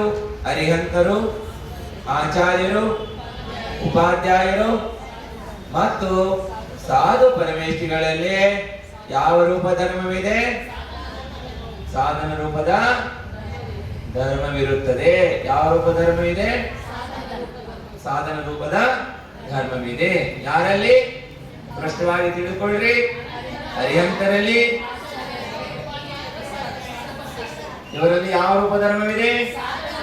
ಸಾಧನ ರೂಪದ ಧರ್ಮವಿದೆ. ಏನು? ಮತ್ತು ಸಿದ್ಧ ಪರಮೇಷ್ಠಿಗಳಲ್ಲಿ ಸಾಧ್ಯ ರೂಪ ಧರ್ಮ ಮಾತ್ರವೇ ಇರುತ್ತದೆ. ಸಿದ್ಧರಲ್ಲಿ ಯಾವ ರೂಪ ಧರ್ಮವಿದೆ? ಸಾಧ್ಯ ರೂಪದ ಸಾಧ್ಯ ಅಂದ್ರೆ ಇನ್ನೇನಾಗಿದೆ? ಪೂರ್ಣವಾಗಿ ಸಿದ್ಧ ಆಗಿದೆ. ಯಾರಲ್ಲಿ ಯಾವ ಧರ್ಮ ಇದೆ ಅನ್ನೋದು ಗೊತ್ತಾಯ್ತಲ್ಲ. ಹಾಗೆ ಸಮಯ ಆಯ್ತೀಗ, ಹೌದಲ್ಲ? ಹಾಗೆ ಸಮಯಕ್ಕೆ ಸರಿಯಾಗಿ ಏನಾಗ್ತದೆ ಹೇಳ್ರಿ? 4:15 ಬಿಟ್ಟುಬಿಡೋದಲ್ಲ. ವಿಕಲ್ಪಗಳಾಗಬಾರದು ಅಲ್ಲ. ನಿಮ್ಗೆ ಹೋಗ್ಬೇಕಲ್ಲ, ರೊಟ್ಟಿ ಮಾಡ್ಬೇಕು. ಹೌದು ಹೌದಲ್ಲ? ಮತ್ತೆ ವಾಸ ಮಾಡ್ಬೇಕಂದ್ರೆ ರೊಟ್ಟಿ ಮಾಡ್ಬೇಕಲ್ಲ ಮತ್ತೆ ಹೋಗಿ. ನಡೀತೈತಿ. ಒಂದ್ ಸ್ವಲ್ಪ ತಣ್ಣ ರೊಟ್ಟಿ ತಿನ್ನಾಗ ಅಭ್ಯಾಸ ಮಾಡ್ರಿ. 2 ದಿವಸ 4 ದಿವಸ 2 ರೊಟ್ಟಿ 4 ರೊಟ್ಟಿ ಜಾಸ್ತಿ ಬಡ್ದಿಟ್ಕೊಳ್ಳೋದು. ಏನ್ ಹೇಳ್ರಿ? ಸಂಜೆ ಬೇಗ ಆಗ್ತದೆ ಕೆಲಸ. ಏನ್ ಹೇಳ್ರಿ? ಬಿಸಿ ರೊಟ್ಟಿ ಯಾವಾಗ ಹೋಯ್ತದ? ಯಾವಾಗಲೂ ಸರ್ ಬಿಸಿ ರೊಟ್ಟಿ ಇದಾವ. ತಣ್ಣನ ರೊಟ್ಟಿನೂ ಸ್ವಲ್ಪ ತಿನ್ಬೇಕಲ್ಲ. ಅಭ್ಯಾಸ ಆಗ್ಬೇಕು. ಮತ್ತೆ ದೀಕ್ಷಾ ತಗೊಂಡ್ರೆ ಬಿಸಿ ರೊಟ್ಟಿ ಕೊಟ್ಟಾರ ನಿಮ್ಗ? ಬಿಸಿಯಲ್ಲಿ ಮಾಡ್ಕೊಡ್ರಿ ಹಿಂದ್ಗಡಿಗೆ ಅಂದ್ರೆ ಮಾತಾಜರ್ ಹೇಳಿದ್ರೆ ಹಿಂದ್ಗಡಿ ಮಾಡ್ರಿ ನಡೀತೈತಿ ಬಿಸಿ ರೊಟ್ಟಿ ಅಂದ್ರೆ. ಅಲ್ರಿ ಕೆಲವರು ಸುದ್ದಿ ಬೇಡ ನಮಗೆ. ನಮ್ಗೆ ಈ ಮಾತಾಜಿ ಸುದ್ದಿ ಕೇಳಕತ್ತೇವು ನಾವು. ಕೆಲವರು ಜಗತ್ತಾಗಿರೋ ಸುದ್ದಿ ಬೇಡ ನಮ್ಗೆ, ಹೌದಲ್ಲ? ಹಾಗೆ ಬಿಸಿ ರೊಟ್ಟಿ ಬೇಡ ಇರ್ಲಿ, ಮತ್ತು ಬೇರೆ ಕೆಲಸಗಳು ಇರ್ತಾವ. ಹಾಗೆ 4:15 ಸರಿಯಾದ ಸಮಯ ಇದೆ. ಸರಿ ಆಯ್ತು. ಮುಂದಿನ ಪೂರ್ಣ ಇವತ್ತಂತೂ ಪೂರ್ಣ ಪಾಠ ಮುಗಿಯೋಲ್ಲ. ಇದು ಮುಂದೆ ನೋಡೋಣ. ನಾಳೆ ಏನ್ ಮಾಡ್ರಿ ನೀವೆಲ್ಲ ಬಂದ್ರೆ ಮತ್ತು